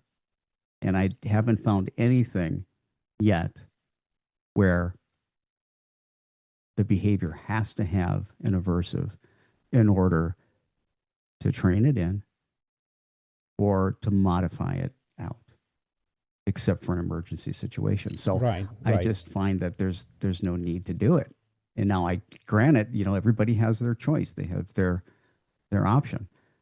I don't think Yeah, it's fair no, to the dog. okay, yeah, I get the point with the Yeah. emergency situation and, endangers another life or support, whatever that is, right? But so your position is that reality, how the whole planet functions and abides by certain law, should change to fit a philosophy and not the other way around. Well, why do you think Skinner was opposed to aversives? Skinner was opposed to aversives. It is very clear. I've spent enormous time on this, and I have talked to some of the best students of his that are now retired professors, and he didn't reject punishment. He did not believe that punishment, he didn't reject it on moral grounds, on ethical grounds. He rejected it because he believed that it doesn't work, or that it doesn't last, or that it's going to counterattack, or that it's going to, he did not understand punishment, if you want to go that route, which was You don't think he proven understood later punishment? on. Correct. Yeah, that's You don't think Skinner understood punishment? 100%. That's unarguable. I mean, we can. I'll get to this for sure. That's an interesting conversation also to have. There were, I mean, just because we're talking, Yeah, I think but Skinner I do understood want the to. difference between suppression No. and real lasting No, change. no. We will disagree greatly on this, and that's kind of You where familiar with Project Pigeon? that's how, the famous, Coercion and its fallout. Okay. yeah, I mean, that's the extreme taken from that, but basically, Murray Sidman, basically, there is first of all, there is a difference between functional punishment and universal suppression, and they cannot be mixed. And Sidman and, the whatever the book was, Coercion and its fallout, in his work on aversive control described universal suppression. He did not explain functional punishment. But let's move on, and I would definitely would love to go more into punishment for sure. I mean, we are on punishment, and definitely want to touch base on Skinner's ideas, because I think, not I think, it's certain, it's obvious that the force-free community as a whole is a product of that way of thinking. One of the claims is the punishment doesn't teach, it only suppresses, right? If punishment only suppresses, how do animals learn avoidance and control through it? If punishment only suppresses, how do animals learn avoidance and control through it? Give me an example. Well, when we say that punishment suppresses behavior, and then when we take it all the way to, as Murray Sidman says, it's universal suppressions, to where it's like, I ask you not to chew on the shoe in the kitchen, but now you don't want to even come to the house. That is universal suppression. That's a misguided, misused form of punishment. That's not what you would call functional punishment. So if, like the idea in the narrative of the ideology is that punishment suppresses behaviors. But if punishment only suppresses, why do animals learn to avoid and control their behavior through it? Do you understand what I'm saying? Yeah, I think from my perspective, in terms of just my own work with dogs, I think there is some legitimacy to that when we're talking about more perhaps nuisance behaviors. But I think when we're talking about behaviors that are really strongly rooted in that underlying conditioned emotional response, I think it's different. I don't know if that makes sense, if you understand what I'm trying to say. I mean, because I think in some, you don't have this, if the behavior's not driven by this underlying anxiety, stress, fear, I think we're looking at two things that are quite a bit different as well. And, obviously, I'm force free and positive reinforcement. I use aversives today. But if I were to go back to use aversives, it wouldn't be for the dogs that were aggressive and reactive. It would be for obedience training, basic foundational commands, nuisance behaviors, those type of things. Okay. And I think maybe that's why I don't think there is that avoidance and that control long term when we're talking about. Well, what I mean by avoidance, sorry to interrupt, behaviors. what I mean by avoidance is that they actually are learning to avoid, right? If they're suppressed, they would be blocked of doing anything. It's gonna go sideways. Are you dogs aware learn how of to avoid punishment? They learn how to avoid the punishment and control behavior through it? Yeah, because that's what turns off the punishment. Correct. You're aware of the two-factor theory, right? The Murray or Morer. It's the two-factor theory of avoidance learning, where the behavior is maintained by fear reduction and negative reinforcement. That's how you maintain the behavior. That was it's like 90-40 something study. And basically, in a nutshell, once the dog learns the avoidance persists because the dog keeps escaping the feeling of fear and conditioned emotional response. So extinction really doesn't happen.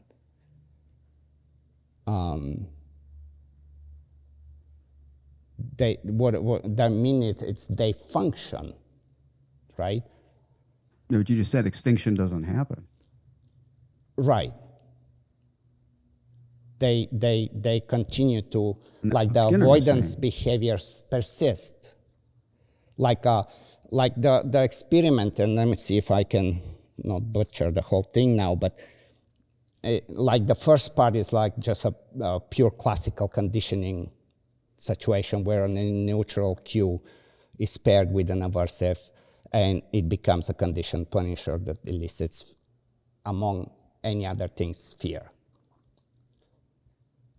And now the operant side of that experiment was that the behaviors that remove or prevent the fear eliciting cue become negatively reinforced. And they terminate that conditioned fear state, if you want. The fear state of the aversive, or of the cue. fear of once they respond due to conditioned fear response. But once they respond, then it's gone. And it doesn't go away, it's there. It's something to look into because I will put some links in the Yeah. in the comments or the description for sure, because it's actually quite interesting and important, because later on there was a whole different study. Ledio is the name of the guy, and it's current and it's present. Like it's you know, he did a bunch of things, but it's the current understanding of everybody. And the core claim of Ledio was that I was going to say the dog, but they of course do it with rats, and I will explain why with rats. But there is a threat circuit and not necessarily fear. So the core claim that he makes is that after learning makes the situation predictable and controllable, the rat stops freezing and instead performs a simple instrumental avoidance responses.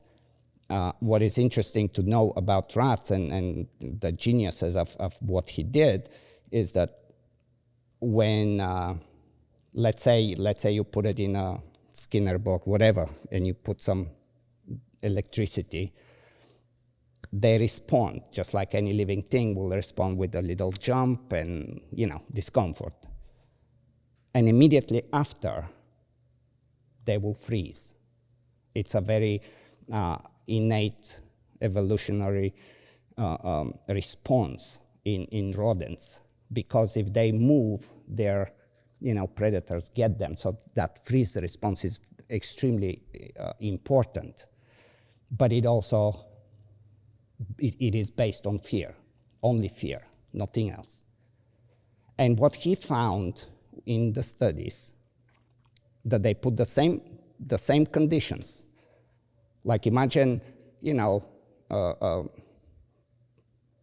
the box that they can go away and, and there is the queue and so on. Basically, the rats, they end up going in through this, what he calls, he has a really good names for this, and I'm a little bit off guard here. It's not a loop, but it's a instrumental avoidance response. They're moving away. They're responding, and they're not freezing anymore, which shows that they're just responding. And the fear now, it's not there anymore. Why? Because they have the solution. And once there is a solution to the problem, there is no reason for fear no more. You're just knowing how to control the situation. There is no reason for anything to be afraid of. Well, predictability and control, I think, are important for decreasing that fear. I don't know that we can definitively say that it completely negates it. Well, what he basically showed is that you don't need fear to manage the situation, because once the animal can predict and control, that freezing drops out, and just basically the action policy takes over, and that's it. And you can, in fact, what they were doing in their experiments is they would watch, and eventually they would just okay, well, it's time to go to lunch break. And the rat continues to do, because it's negative reinforcement, and they're convinced that they're avoiding, right? However, the fear responses, the signals of fear, are out the door. This is incredibly important conversation. Yeah, I'd have to look at the study. Yes, it's incredibly important, and not sure why studies like that are not covered in the in the places where you have taken time, and I don't want to say that it's nonsense, but it's definitely very much one-sided. What you have studied is kind of, it's specializing and really mastering certain skills, but it's still in Well, I don't that think anybody I bubble. don't think that we discount that, because if you've taken the time to study and learn, we understand that predictability and control and aversives, if aversives are being used, are very important. Okay. One of the things that we do understand is that very few people are good about using aversives in a way that allow for predictability and control. Now, you, at your level of skill and experience, might be a very different thing than some other trainers, but there's plenty of them out there that they're just flying by the seat of their pants rather than designing good training programs and thinking about the learner. They're more interested in, I need to get these results. And that there's this huge dopamine hit when you're working with an animal, especially, if you can use an aversive and get something to happen very quickly. That's a very powerful reinforcer for the trainer who's using the aversive. Yeah, and again, I understand the position. It just I don't think we discount, though, the fact some that of you're the talking about this study. If I well, looked at the study, I would say, yeah, this is a real thing. This is something that can happen. The problem is that we're crossing our fingers and hoping that everybody can make that happen when that's not reality. But as a advocate of positive reinforcement only, you present the situation in a very misleading way. You're not How so? saying, well, you're saying that, okay, well, he's now sitting because he's afraid. And what that study shows is that you have passed that. There is no fear involved because you're in control of the situation. It's a very, very valid study, and it's very, very important. Well, until the distraction comes and somebody says, turn up the e-collar. No, we can sidetrack like this in many ways. As I said, your community presents that fear once it's there. It's basically that two-factor theory, that once it's there, the reason the rat is responding or the dog is responding is because of the fear. And it's been clearly demonstrated that that is not the case. There is the learning curve that fear is a factor, but it does not stay there. That's what I'm trying to say. Let me go here. If, let's say, the dog, and this is again like I can throw a personal experience, but let's say if the dog learns not to run into the street because of past correction or whatever you want to call it, is that suppression or learning safety? It can be both. Okay. If suppression saves a life, why is that a bad outcome? It's not a bad outcome when it's in an emergency situation. If that's how you choose to teach it from the start, I think there's a better way to do it, that you don't have to use the aversive to teach.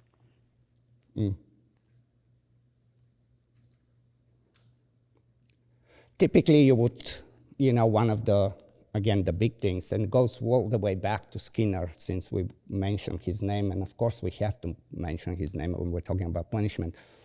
One of his big claims at the time was that punishment, one of the bad side effects is that causes counter attack.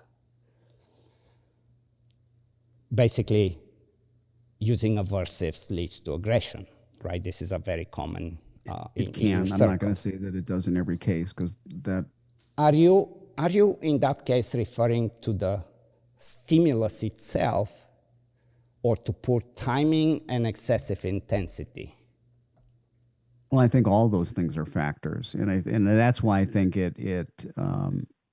there are lots of different variables, lots of different factors when using an aversive to, especially again with a pet dog, all right, and even a pet dog that isn't real stable, doesn't have good nerves, and the temperament is messed up, and maybe some bad genetics. There's lots of different variables there, and very few individuals have what it takes to account for all those variables and do things just right with the use of aversive to avoid the potential for the fallout, which those things don't happen, okay, Yeah, I typically mean, when using positive reinforcement. listen, Will, I mean, of course, I cannot disagree that to use punishment, you need to understand, Right. you need knowledge. There But I is no think you give a question lot of about that. people credit But that they I don't also, deserve. but I also would argue that if somebody can understand a very complicated differential reinforcement program or desensitization, as we were talking, with the critical nuances and details, because without them, we agree it's not going to happen. What makes you think that they're not capable to do that? And Well, I'm not to saying that they're not educate them, capable. I'm and not to saying that they're not. educate them instead of say, you don't do that ever because it's bad and because it has the big fallouts. Yeah. And with consciously knowing that humans will do it, why would you not teach them how Well, because the instead? problem is it's an unregulated industry. So I have no assurances as Joe consumer out there with my pet dog, no matter who I choose. I have no protections, no consumer protection like I do when I select a doctor. You know, when I find a doctor, I know that they had standardized formal education. I know they had to sit in front of the board and prove that they knew their stuff.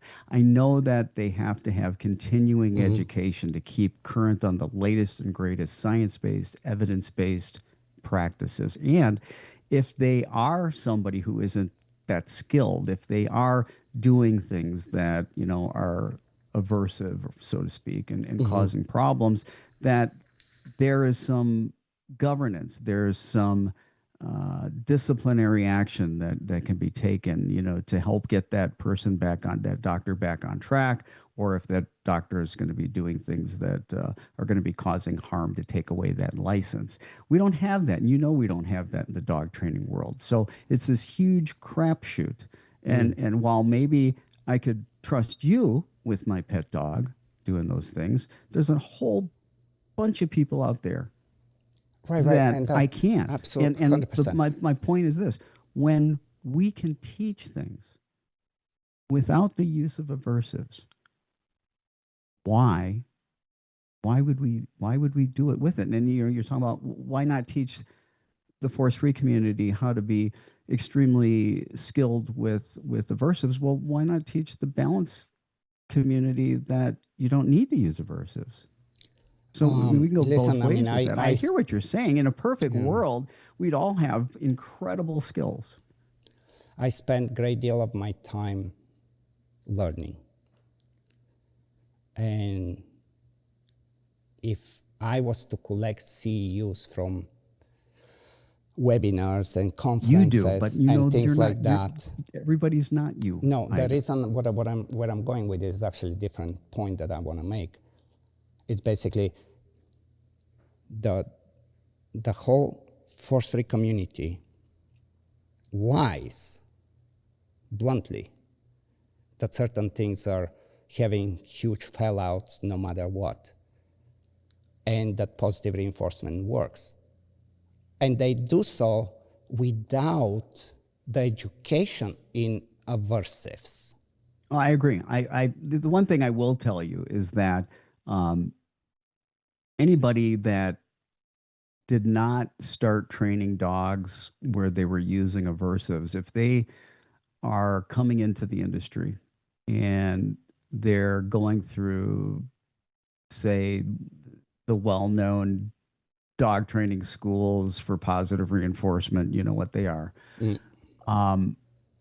They're not, other than theoretically, teaching It's negative reinforcement, yes, they're positive very punishment. There's much no hands-on ideology driven. skills. So no, they're not, and they don't have that. And um, you know, I guess it would be like if oh goodness gracious, you know, it'd be like an old medical treatment that was effective, but maybe had more side effects, right? And we've got a new medical treatment that can be effective, but it has less side effects. Why would we go with the old treatment? No, we wouldn't. I mean, we Right, shouldn't. We shouldn't. right. And Unless so I think, unless we believe and in you know, I mythology. think too, you know, a lot of the, and I'll agree, you know, there's a lot of very black and white, all or nothing statements made on both sides. The force free community, it happens a lot and it shouldn't, Yes. because there's always exceptions to the rule. And it is on And the both same thing sides. in the balance 100%. side of things. Okay. And part of the But problem is that we are not talking to each other. well, exactly. And that's why I wanted to talk, because, you know, you and Cabral a while back were like, you know, none of the force free trainers want to talk to us. And I'm like, yeah, I understand why they don't. They don't understand, you know, the use of I think force. And from conversation like this, we all walk out with something to think about. And hopefully absolutely. the audience does the same. Let me ask you, if aversives are inherently causing aggression, why are just I don't think they thousands inherently of cause dogs? aggression. I don't think they inherently cause aggression. Okay. Okay.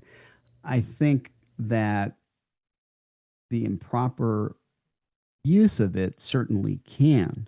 Okay. And I think that there's a lot of improper use of it. And so that is why we see that a lot in the studies. And I think a lot of the improper use is because there's a lot of, you know, just regular pet dog owners, you know, that are using aversives. And it scares me because with social media and you know, you got 30-second, you know, video clips of, you know, let me show you this dog who's aggressive and just Yes. out of control. And then 30 seconds later, I'm going to show you this dog appears to be calm, cool, and collected. And we used an e-collar. So now, you know, me as just a typical dog owner, you know, I go to PetSmart and I go buy, you know, an electronic collar. And, you know, I think I know what I'm doing. And then all the things that the force free community are talking about, those things happen quite a bit. All right. Right. And so I think that the balance training community doesn't look at it that way. And I think the force free community, a lot of them, because they've never trained a dog using an aversive, okay, many of them, some have, don't know that, yeah, it can be successful. I think in the But there's a lot yeah, of you know risk. what you're There's a saying. lot I of think risk. in the balance community it's a little bit weirder than the force free I don't know. I think we're in all terms weird. of I think both sides are weird. I've been on both. I we think we're both weird. yes, but you have more of a unified front, and the balance community has incredible internal conflicts, and I'm for sure part of the problem. And I like it that way because when I like to talk to people and I like to challenge ideas and so on. But when we're talking about studies, like, can you name one control study where properly applied aversive caused long-term aggression in training dogs? Proper long term. I don't know. Do we even have a study like that? I can't think of one. Do you know of one where? So there are studies, but Because most of the stuff but they're that not shows the the the fallout the are survey properly. studies, and those aren't good Yeah, studies. But it's the word properly here is a key word. well, and that's the hard thing. How do you define that? See, studies are tough. They're very So difficult. in studies, it's actually, and again, that's been since the beginning, a passion of mine, and the studies that the positive, the always points out to.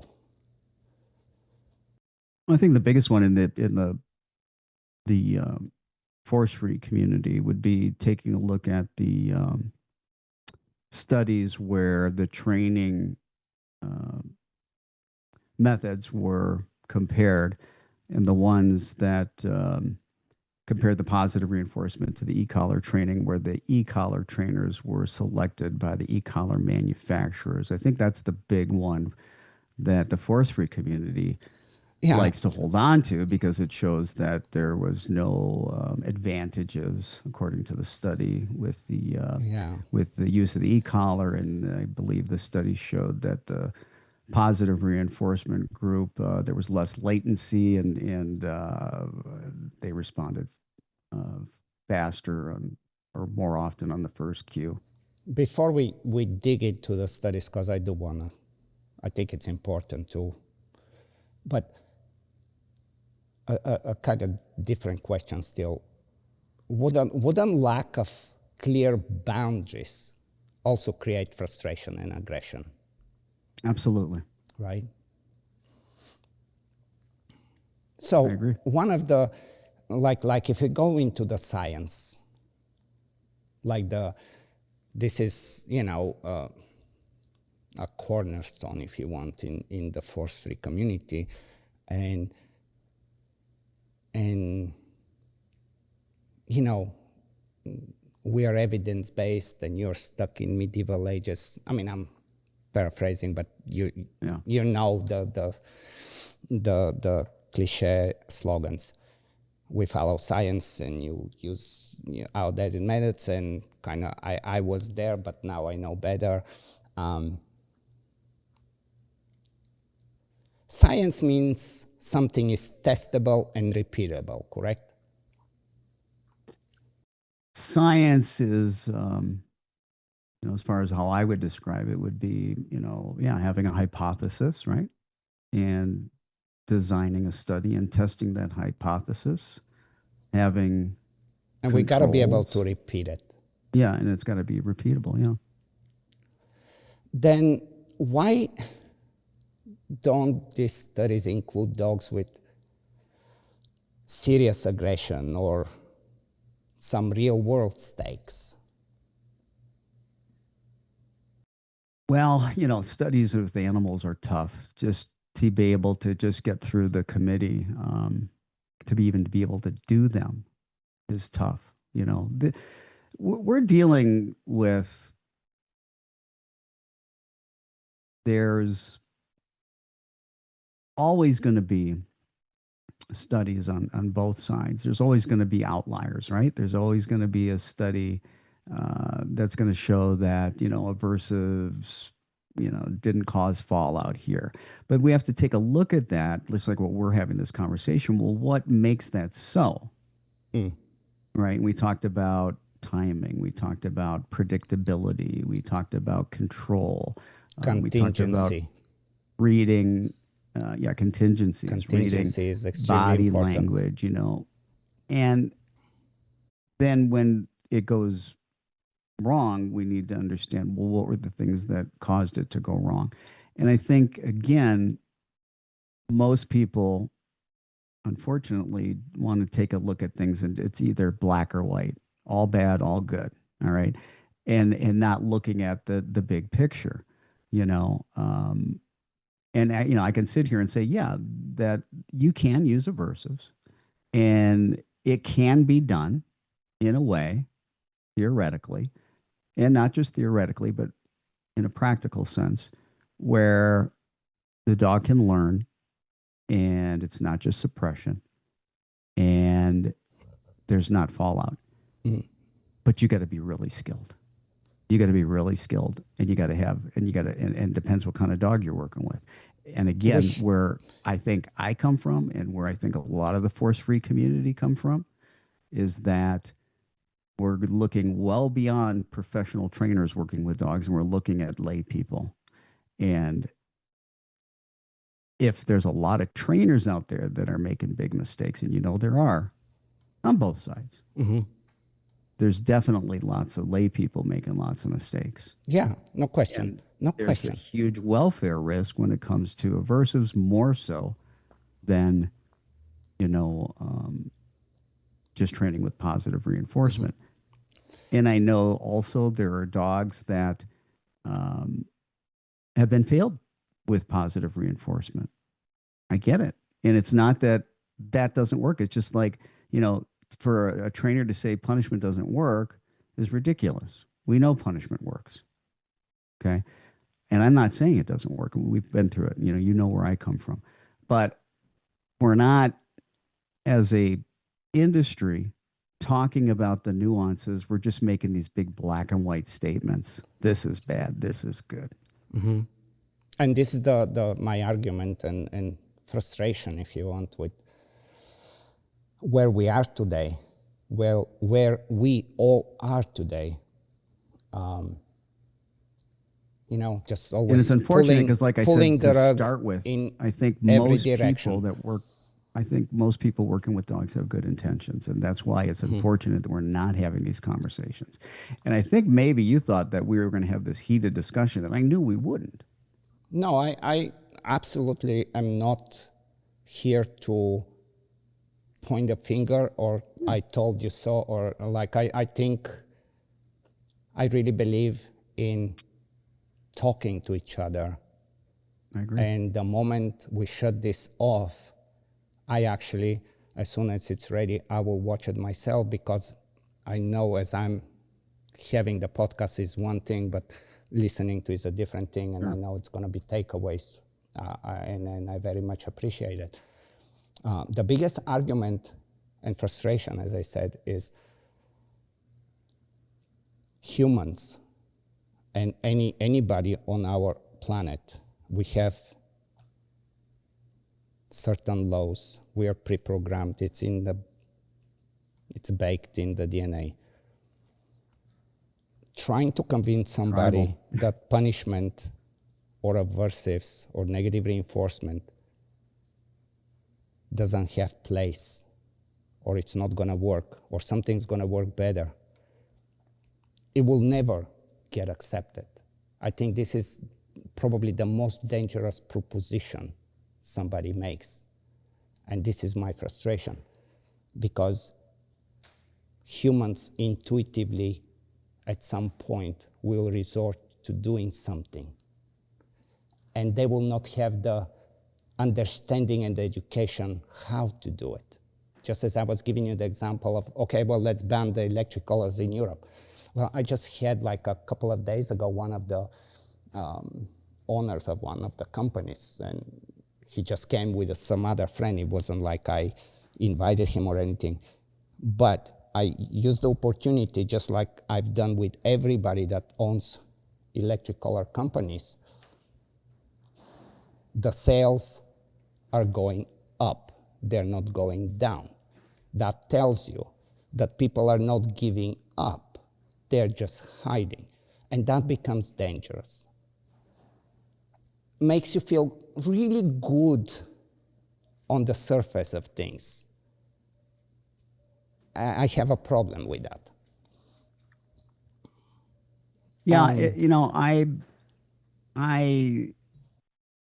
I've got kind of mixed feelings, and you know that, I don't think that there's the necessity for it, but I do agree with you that I think bans don't stop, tool bans, I don't believe stop people from wanting to use force with their dogs. Okay. A lot of force-free trainers would probably be surprised to hear me say this because they haven't used the tools, but I think an e-collar is much more humane than a prong collar. And I think a lot of force-free trainers would be surprised by that, you It know. still comes down to how you use anything. Sure, What it is comes your down to how you skill? use it, but it comes down to how you use it. And I just think that there's a lot of people that Granted, you aren't skilled. have experience and knowledge. There is definitely a place for one tool versus another, and you can clearly pick which one when. I guess one of the, like, the force-free camp seems to be failing in convincing the rest of the world. Besides just the, oh, aversives are bad and there is lifelong whatever, and just the scarecrow kind of strategies, and pointing to science studies, which again I'm just about to go into. But why not demonstrate live with dogs? But not the dogs that are just low stake obedience drills. And you know, I told you I follow up everybody that I feel that it's important. And I would sign up to some big event, and there will be a video, and I'm like, okay, let's see. I'm like, okay, that's not like where you are talking about aggression, and when I start to think about a serious problem, you've basically given up already. I want to. So basically, you're saying that, you know, like a lot of the force-free trainers will be talking about It's the working with easiest aggression way to cases, but show they've us, got really mild aggression where they might think it's severe, but compared to or the not stuff even you were. showing it. You know, like instead of, you know, like we have the smartphones, and that's Right. a extremely good one. Nobody forced us to jump on, everybody to jump on smartphones. I mean, there were the guys still flipping and whatever, but it wasn't for too long. Every single person today, unless you're a criminal and you need to at least try to Have be a out burner. of right? Everybody has a smartphone. Why? Because it demonstrated what it can do. It wasn't based on a ban. It wasn't based on, oh, you guys are medieval, or you're, you know, on the other. It's like, hey, this is it, and this is what it can do. Watch it.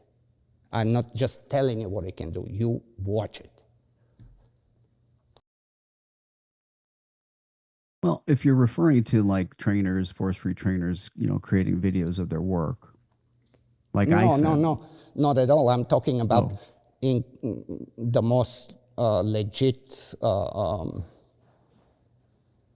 webinars and conferences and presentations of the cream of the community. uh-huh. And I don't want to put it all down, because there are takeaways. There is no question that there are takeaways. But if you want to convince me to have a smartphone, you got to be able to show me what it can do. And in those events, I don't see it. And a lot of the, I'll be very honest with you, you know, and I'll probably take a lot of heat for this in the force-free community. But when it comes to some of the very severe cases, I don't see lots of good examples of good work at conferences and webinars and things of that nature, even with the individuals that are put upon on a pretty high pedestal when it comes to they're supposed to be the force-free aggression experts. and again, talking about the other side, the balance people and the before and after videos, as you're mentioning. I mean, that's nonsense too. That's like clearly clickbaits and likes and subscribes. And I think we are growing out of that. That's not going to go for too long. I also Yeah. think that just talking and telling me that it works also will wear out. It actually is already. And this is where I'm really, like, I really like what we're doing right now. I don't know where I'm going with this. I don't think you know, but we're clearly thinking about dog training and welfare and how we can be better. And trust me, if I know that there is a better way, I mean, I don't want to, like, I have accolades nobody in the States has. But if I know that there is somebody in Madagascar that has something to tell me, I don't care what camp they're in, like, I will buy the ticket and I will go. And I'm not an exception. That's kind of what I'm trying to say. Yeah. Just like, you know, how, again, the problem with just throwing the baby with the water and everything, it's like corrections, whatever you want to call it, are never ethical. That's another big, you know, slogan. So allowing a dog to continue a behavior that leads to death, is that ethical? Just as you said, we need to take care. There is pros and cons, there is cost and benefit. Like, if I need to amputate my toe on a foot because of gangrena and not to lose my life, I would say, fuck it, do it. Which was a situation that's not even a joke. I was very close to that. I was playing barefoot soccer with one of my dogs, and I make it miss the ball. However, she grabs and punctures me and breaks my toe, and that's where it became scary, because with the puncture, the broken bone and the bone getting infected, that was going to be a big issue. I've been bitten many times in my life. I know, I've taken also courses of this, so I don't need to pay emergency room. I can take care of myself for the most part. But 2 days later, I'm like, I need to go. Like, I need to go. At least get an x-ray, because this is not right. The moment I go, they're like, you're staying. Or you probably, at best, you're going to lose your foot. And you know, just what I mean by, you know, there is cost and benefit in everything, and we a lot of times just pull the rug in our advantage just because our narrative is better than yours or something. And I'm talking both sides. I'm really talking both sides, honestly talking both sides. Sure.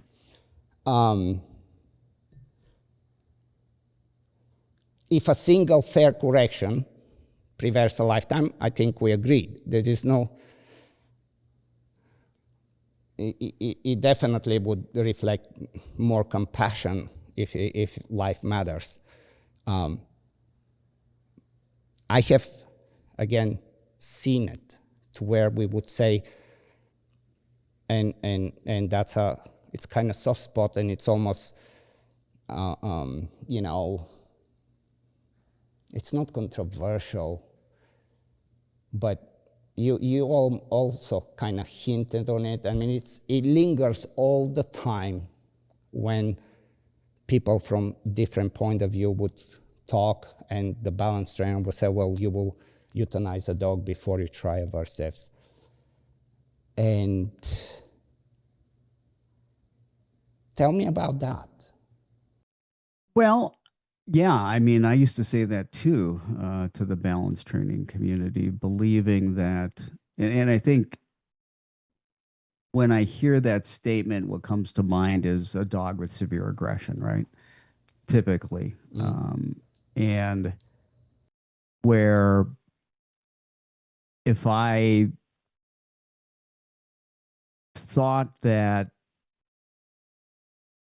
suppression, if I thought that aversives were really all that needed to happen to turn that dog around, then I might be happy with that, except for the fact that, again,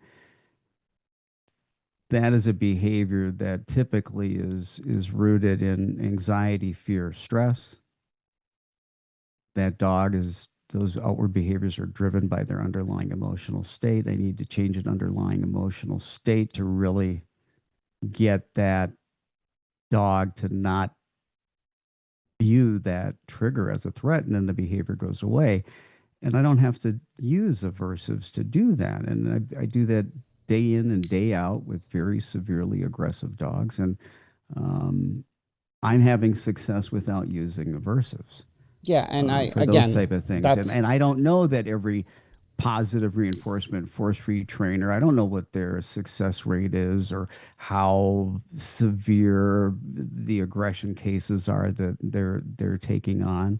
Um, they're a pretty tight knit community. I think maybe, I'm involved in the community. I don't know that I'm as tight knit with that community as all the people that maybe started out force free that aren't crossover trainers. mhm. Um, so I don't know what everybody else is doing, so to speak, or how severe their cases are. Um, I Most cases for me, if things aren't working out, it's usually a bad environmental situation. Like if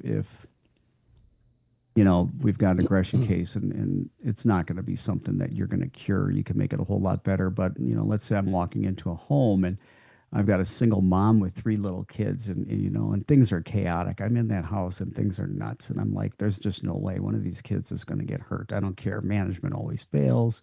There's no guarantee of a cure. We can make things a whole lot better. So, I've had conversations with people very honestly speaking about all this and about what it takes to manage it, what it takes to modify that behavior, what your lifestyle is as a single mama with these kids. And, maybe the best thing would be to rehome the dog. Mhm. Okay. Um, I've had I've had clients bring up conversations of euthanizing their dog. Um, and I try not to tell them one way or another, yeah, you should, yeah, you shouldn't. I try to be um, a consultant to them and to um, tell them, I usually will say to somebody, well, that's an option. And I'll tell people, most people, um, if they're looking at that option, they typically want to feel comfortable and confident that they have done everything that they possibly can do. Mhm. And I've even had discussions with people um, because I don't use negative reinforcement and I don't use positive punishment these days. And so if things aren't going well in a case like that, I'll bring up, there are other options. And, because they'll even sometimes say, well, what about an e-collar? And I'll say, well, let me explain how they work. Let me explain the pros and the cons, you know, um, and they make the decision. Now, I've not Mhm. had anybody say, yeah, I want to go with the e-collar. And if they Right. did, I'd have to say, well, unfortunately, I got to refer you out. Not that I don't know how to do it, but I don't do it these days. Um, Yeah, good point. but it's a tough situation, Very much. the um, the force free camp will say,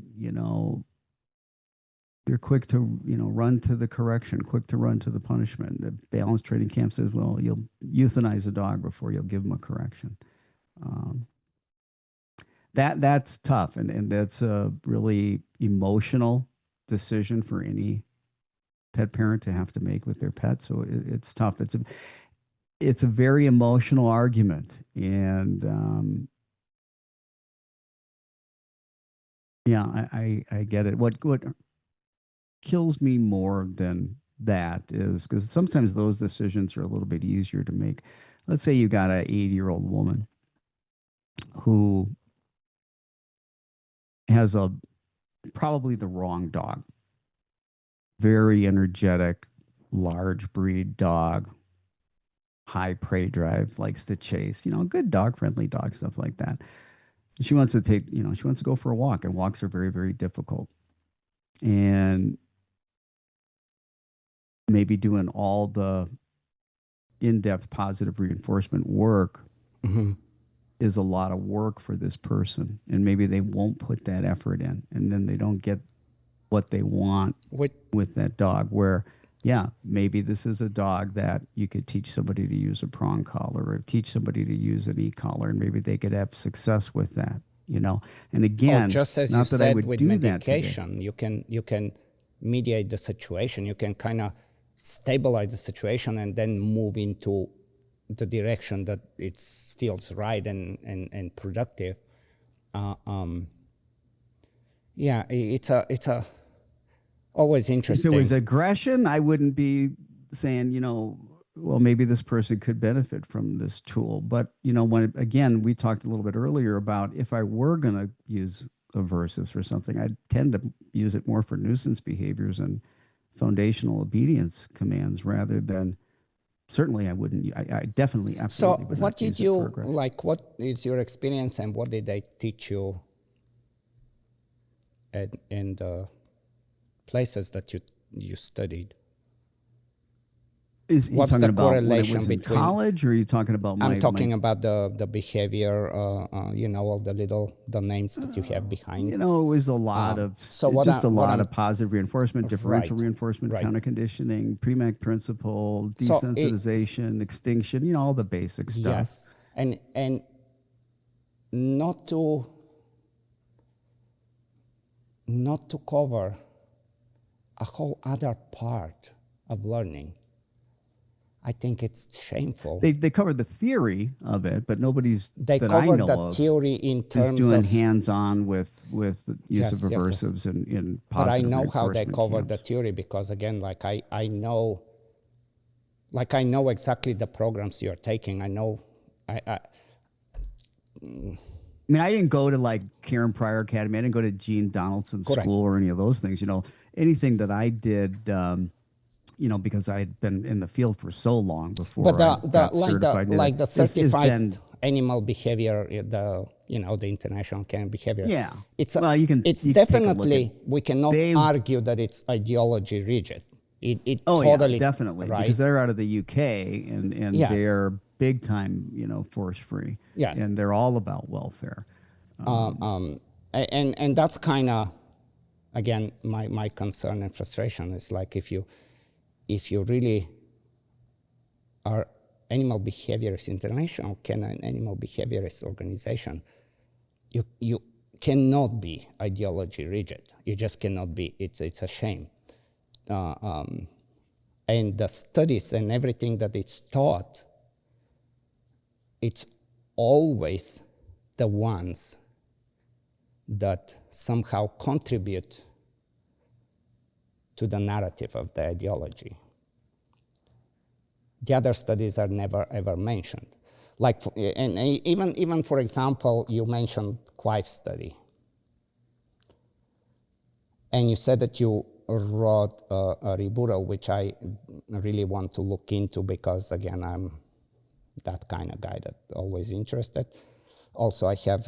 You can get a preprint. I didn't get it published in peer review because I'm not going to spend the $2,000 to do it. But you did take the time to read that one and to actually give your opinion on it. Mm-hmm. Yeah, I probably wouldn't, except for the fact that he cited my guide, my positive reinforcement guide on stopping chasing behavior. Yeah, the thing is that they were limited in how much time. There was, every study, if it's going to be a legit study, there has to be parameters. And so if the force-free will take a month to do whatever differential reinforcement programming, then it's unfair for the electric collar group just to go cold turkey and shock dogs, right? So these are things that has to be under consideration. However, in the long, as far as the study was, there were two positive groups, not one, but two against the force-free, against the shock group. And the one was to go that route of desensitization. And that's what I meant by they were complying to the moment when they were triggered. Now, we can argue that there was not enough time, but there was not enough time for anybody. And this is when we need to think about cost and effective and how much a person sometimes, where they really stand. Are they, I'm going to just take that dog to the shelter or euthanize it tomorrow because I need something to happen today? Or am I going to take time? There is so many toss-ups and so many angles to look at everything. However, regardless of the comparison of the force-free and the shock group, what came clearly apparent is that after the first session, for the most dogs in the shock group, they gave up the idea of chasing. Which I would expect to happen. Right. Now, what is more important is that besides the very temporary negative effects at the moment of the experience, there was nothing else. Those dogs were bored to death for the next 7 days. They were trying to bring sticks to the people. They were just trying like, well, why are you ignoring me? Can we do something here? While it's to show, if you want to see it this way, it's to show that all this roller coaster of bad, disastrous side effects are not there. Of course, it has to be done in a certain way. Now, the reason I brought this one, but do you know which studies started the whole ban and the whole idea that aversives are bad? Well, there's a lot of studies. I don't But there is I one. don't spend my days and nights digging through and memorizing studies, but and I think there's so many of them. There's like... I will tell you, I have them all, but I will tell you why it's important. Because if we have to argue about and have a debate or say that science says, and we point to studies, then we have to know the studies. Mm-hmm. And most people that say science says, and they make reference to the studies, they have not taken the time to educate themselves. That's a common human error in everything we do. You know, I mean, you can have nowadays you can have a meme that's going to come on Instagram, and you have, I don't know, some legendary philosopher, and then some quote. And you think that this quote is legit just because it's next to the picture to this person. And nobody ever checks it. It's ridiculous where we are. However, if we talk about science-based and what is referred to science-based, it gets very shaky. The very first study was Matthias Schilder and Joan van der Bork. It was 2003. That study got reference. This is the most referenced study in the whole force-free community. And because it's so highly referenced, nobody even checks it. It's a, like you need to do, the one with the 32 German Shepherd police dogs? Correct. Yeah. That was basically, I can tell you, it's dogs, what they did, they just observed. Even the guy, even Schindler himself admitted later that the evidence was misused.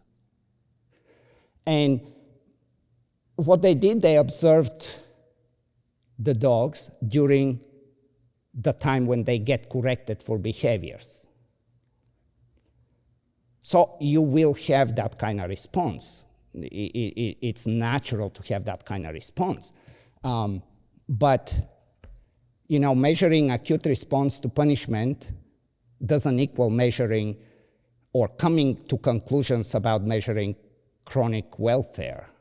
You need to actually, if you really wanted to, you need to take the time to see what happens next. There was no randomization, there was no baseline, there was no statistic control. I mean, when you don't have a baseline of temperament assessment or match controls, what are we talking when you're doing a study? I can go on. I mean, maybe this is some other different podcast, but I have this, like I have them, all of them. For example, the one with Dr. Mills, and Cooper and Daniel Mills, 2014, and then China did it in 20, and she did it basically from watching the videos, and she made another paper based on that. I mean, there is so many flaws and so many question marks in there, so many that it's a shame to even present it as a science says. And first off, the different groups of dogs were trained in different seasons, in different locations. That means, if you train a dog in 80 degrees versus 50 degrees, there is already different body functioning. I tried to talk to him several times, and I was talking to him actually. I have some emails, some correspondence, but when it come down to me and him talking this way, he never accepted it, because he knows very well that I'm going to challenge him. And the best thing about science, when you come up with something, is like, hey, challenge me, let me see if it's legit, let me see if I can defend it. However, it's not that he just not giving presentation or not teaching or anything, he just refuses to be challenged. But in his bubble, he's very eager to speak and present, very eager. I have talked to people pretty much with all the studies. I have found a way to find people that have been participating in the studies. Like the one with Schindler and the one in Holland, the very first one.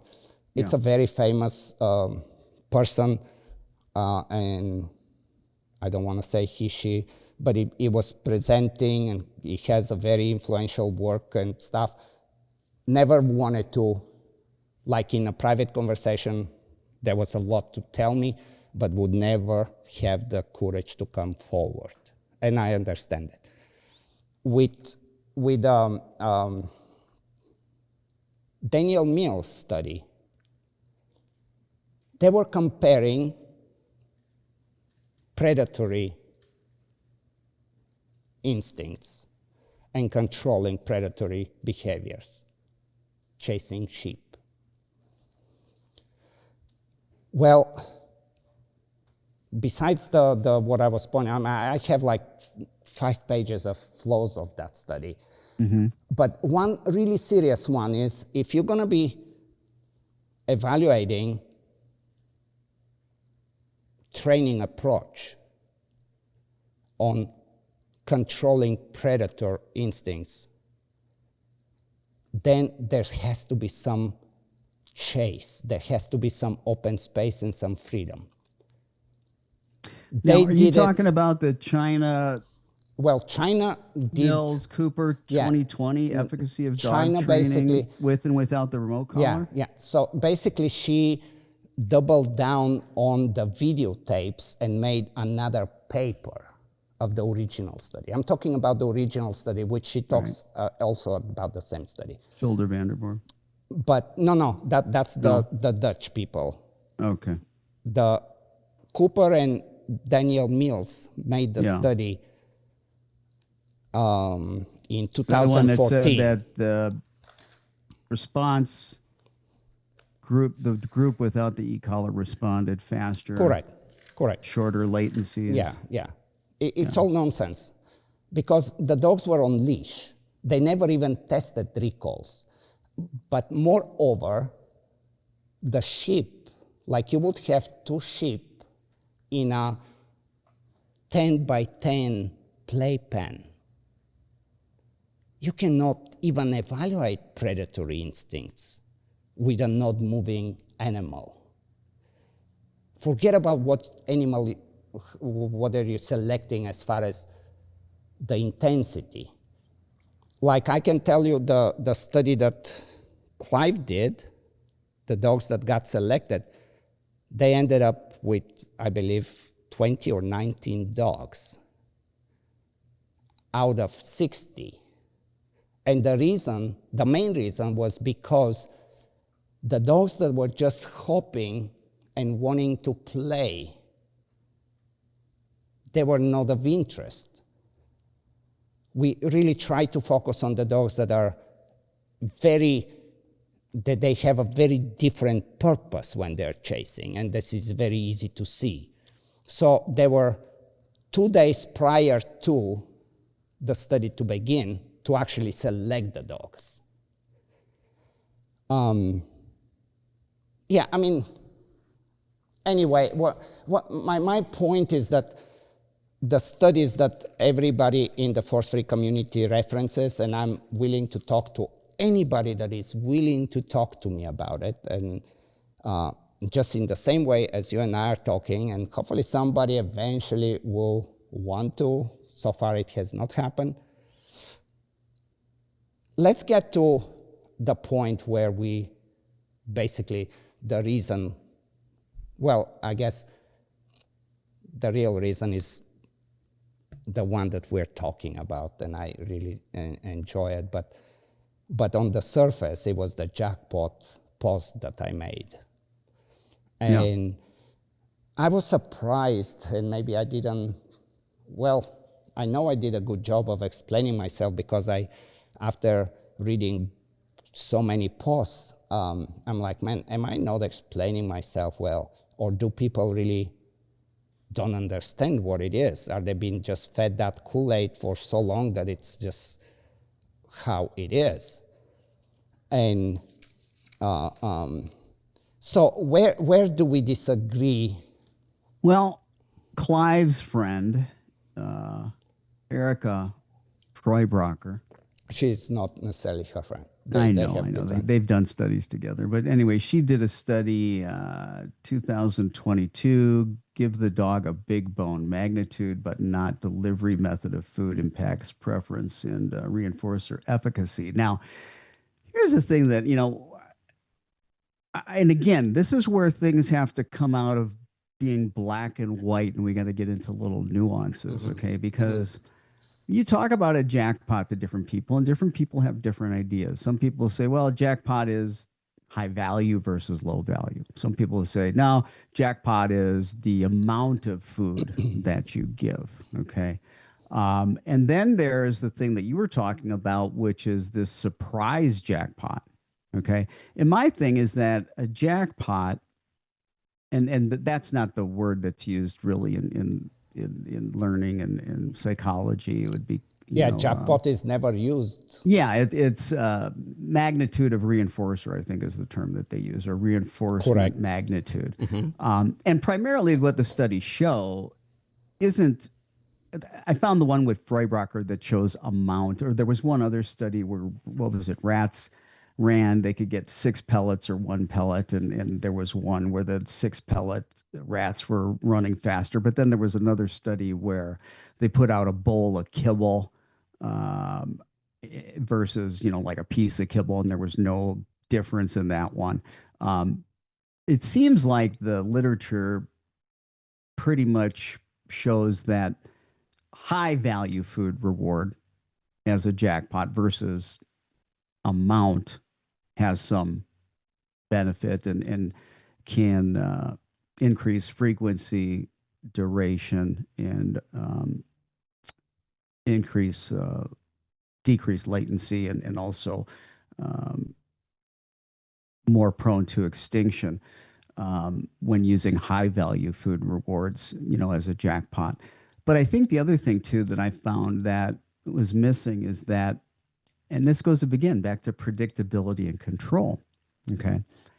I think the best use of a jackpot, the dog has to know what it is, why it's being given. Okay. And that's something that needs to be classically conditioned. And there should be a marker for that jackpot reward. And I think when done that way, it has a much different effect. So, yeah. And that's where But for a surprise jackpot, no, that's not going to do anything. This is where the dog has no confusion clue comes. why. It's not necessarily the whole idea that was throwing proposed, out the baby with the bathwater thing. Yeah, the whole idea that was proposed about jackpot has flaws, and nobody argues that if I have different quantity or different quality, the dog's gonna choose the better. If it doesn't, it will correct itself and it will do it. But there is no question that they can do that. But this is like if you give a chicken versus a really dry PetSmart biscuit, yeah, the one is way more motivating to do than the other. But that has nothing to do with jackpot. Yeah, because I think the way that Pryor was talking about jackpot, and I don't know 100%, I could be wrong. So any Karen Pryor devotees, if I get this wrong, don't beat me up. But, I think jackpot for her was, high volume. No. Of a food reward. Yeah, no. So that's kind of, and let me go with this a little bit and then ask me questions. But jackpots don't teach the dogs to do better. They teach them to want it more. They basically have more motivation. So the precision, the improved response, that's not accomplished and never was accomplished by jackpot. The immediacy, there is this thing about immediacy, not evaluation. The dogs learn through temporal proximity, not the reflective analysis. And the shorter the gap between the action and the consequence, the stronger the association. Everybody agrees. That's what immediacy means. The dog experiences, I did this, and this immediately happened. It's a very straightforward, simple cause and effect loop. And it's totally grounded on sensory feedback, sight, sound, whatever, touch. But what it's not in reasoning or comparison. And this is the point of a jackpot. It's the evaluation. And the evaluation, how this one versus this one. That's a cognitive step. It's beyond learning. It requires the brain to recall a previous outcome. But not just that, but actually compare it with the current one. And infer why the different bring different outcomes. And this is an abstract thought. This has zero to do with associative learning. Exactly. So that's why I say a marker needs to be so when trainers assume that the dog can think, I got chicken instead of whatever, because, and this is the important part, because my sit was faster or more precise or overall better than the one I did before. We're projecting human logic onto an animal that operates on sensory timing and not mental comparison. It's impossible for them to do. The dog's brain isn't asking, why was the reward different? There is no question that it's registering a reward happened, and it was a really good one, and I did the sit. But the neutral circuits driving the behavior are dopaminergic prediction error loops, and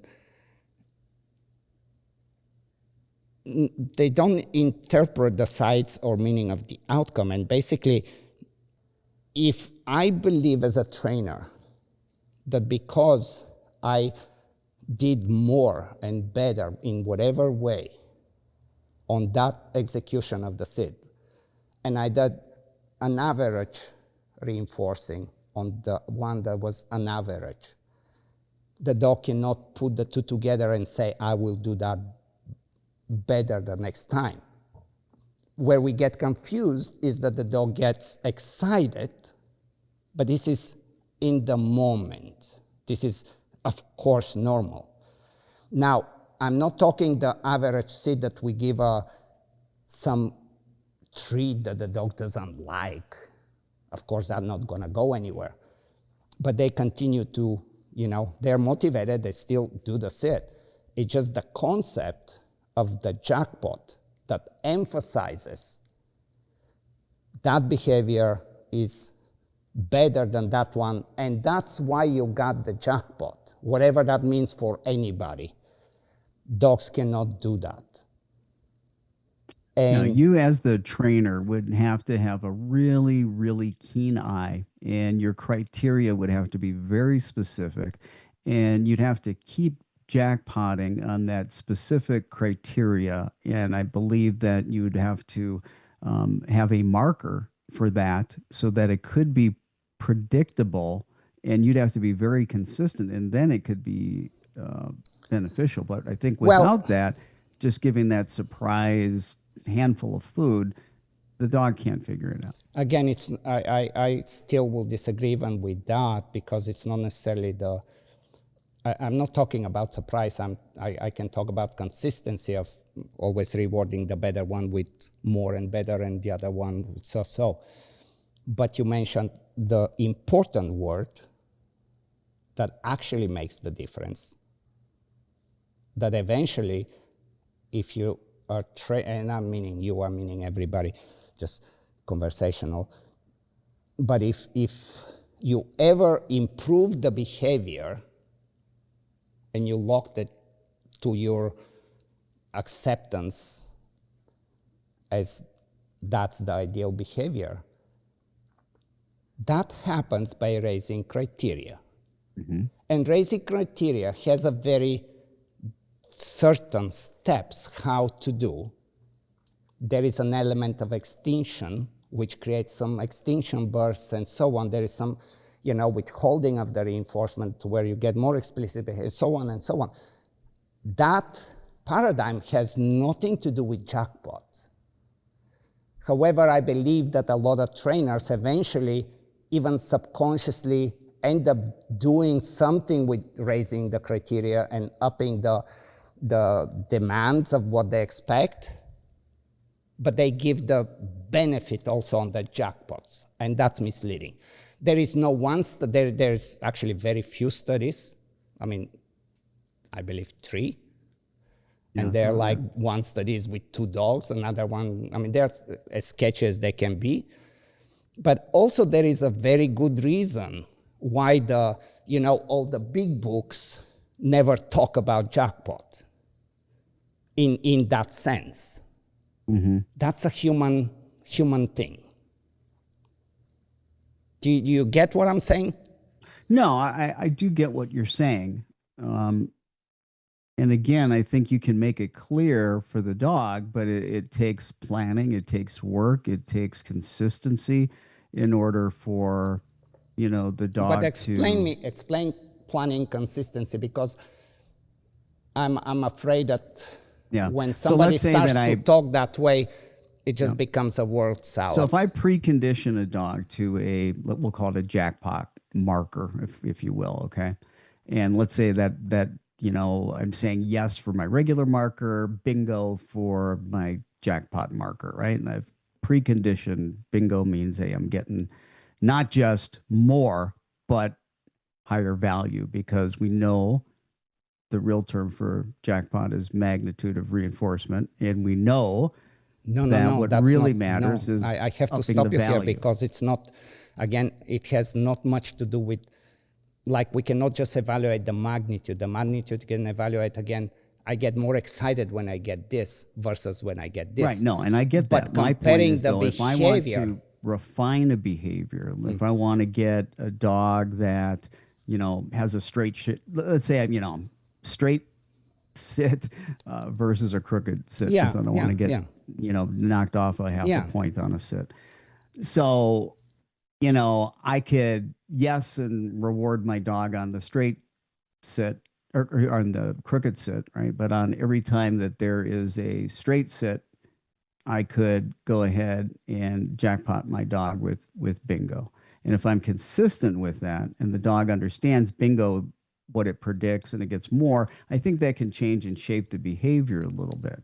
right? But And this is just the human. giving, That's the human thinking behind the process. no, It it's hasn't been associative proven. learning. This is clearly associative. I'm creating a very black and white cause and effect association. When you But sit the straight, outcome I get will. bingo, you get high value handful of food rewards. But without that understanding and without the criteria, without the consistency, it becomes meaningless. Yeah, with the consistency and everything that you're saying, the one is still a very abstract thought to a dog. It's no question. There is no question this is not associative learning.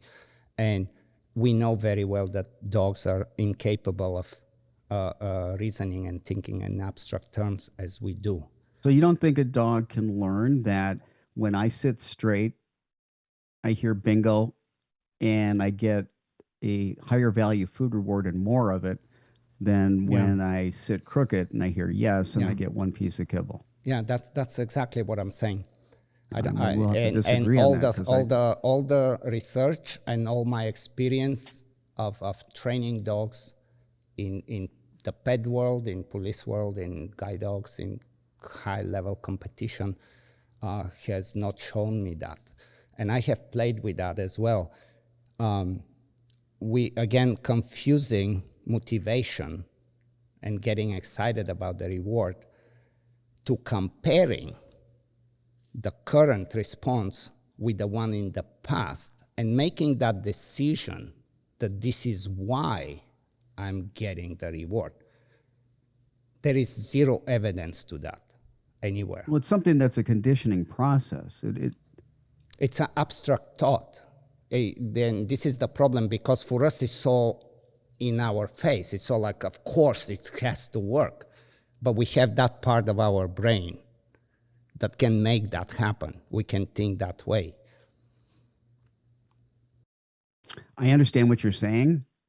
I still believe that when it's done correctly and when it's done through good old classical conditioning, associative So you're learning, saying that they can think abstract.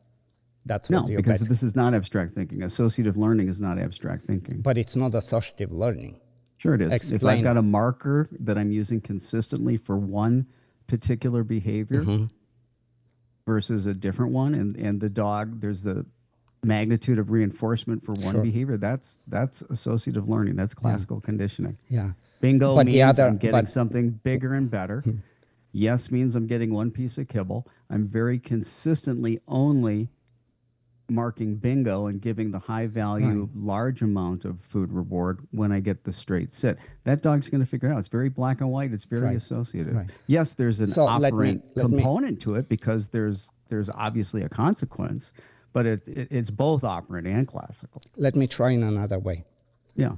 Let's take a gardener that has a bunch of pots and plants. And the one plant gets all the nutrition and the sun and everything, but the other one still gets enough to continue on. And this is the point why it's not going to work. There is no reason for the dog to change its mind, and it cannot think in that abstract way unless we raise the criteria, as I said, and we use a very different strategy how to improve on the behavior. But that whole thought, it's just something to think of, I guess. The criteria is very simple. This is a very simple criteria. Right? But for us, When the sit is square and straight, you're getting 5 pieces of ham. Yes. When the sit is crooked, you're getting 1 piece of kibble. Yep. And when you sit square and straight, you're getting the marker word bingo, which I've preconditioned to the high value food reward and the multiple high value food reward. The dog's going to work. We do know that dogs will work for a better reward. We But know they that they'll still will want to do, as I gravitate towards said. better. When we can make it very clear to them, and it doesn't happen immediately. It's not like the dog the first time I do it gets it, but that's why it's conditioning. But we can condition the dog to understand, aha, it's the straight sit that gets the bingo, that gets the ham. Yeah, and that's the, I mean, we will clearly disagree, but hopefully you understand what I'm saying, because that aha, I hear what you're saying. That I don't moment understand cannot it. If you've happen got a because study that you want to send me or put in the link below, that of course I will. But again, the studies that I'm gonna point you to, they're attempts to actually prove that it's working, and the outcomes were just baseless, nothing. Well, there was 2025. Oh no, maybe that was printed in 20. They're 2020 and whatever. Like it's not. But Timothy Shahan, Sure. and like none of these books will ever talk about this, because we recognize that dogs are limited and not limited, they're just incapable of thinking and making this kind of abstract, I did this because of this. The only way, again, to increase. I'm talking about a pattern. Dogs are very pick up patterns. Sure. And all we're doing is You're talking about still creating a feeding, you're still rewarding that sit. The You're still average rewarding sit. the sit, but the dog prefers one reward over the other. Yeah. And this is why I mean there is an immediacy versus evaluation. Immediacy means I got a big one. Oh, I got a normal one. The other thing that makes a difference But the between evaluation is impossible. the other critical element in using this is making sure the dog doesn't get satiated as well. Because that's there are a lot of problems with jackpot. I mean, for one, the rewarding this one with an average reward and this one with big one, it will not make them evaluate why that happened. But what it will do is it would create some frustration and some inconsistency of expectations, which will, in the long run, will actually disrupt the learning. Well, that's why I said you got to have a marker so that there isn't that frustration, so that it becomes very clear for the dog. Yes, but it's still immediacy versus the ability to evaluate and compare and improve because of. Something to think of. Yeah. Something to think of. It's just that it's not. And again, as I watch through this afterward, you get a different perspective, like you were saying as well. Man, what did you think? What did you expect anyway? I I hope was you hoping weren't for expecting this. fighting. No, I wasn't expecting fighting, because Cool. that's just not who I am. Cool. And I've watched you talk with other people. You're not.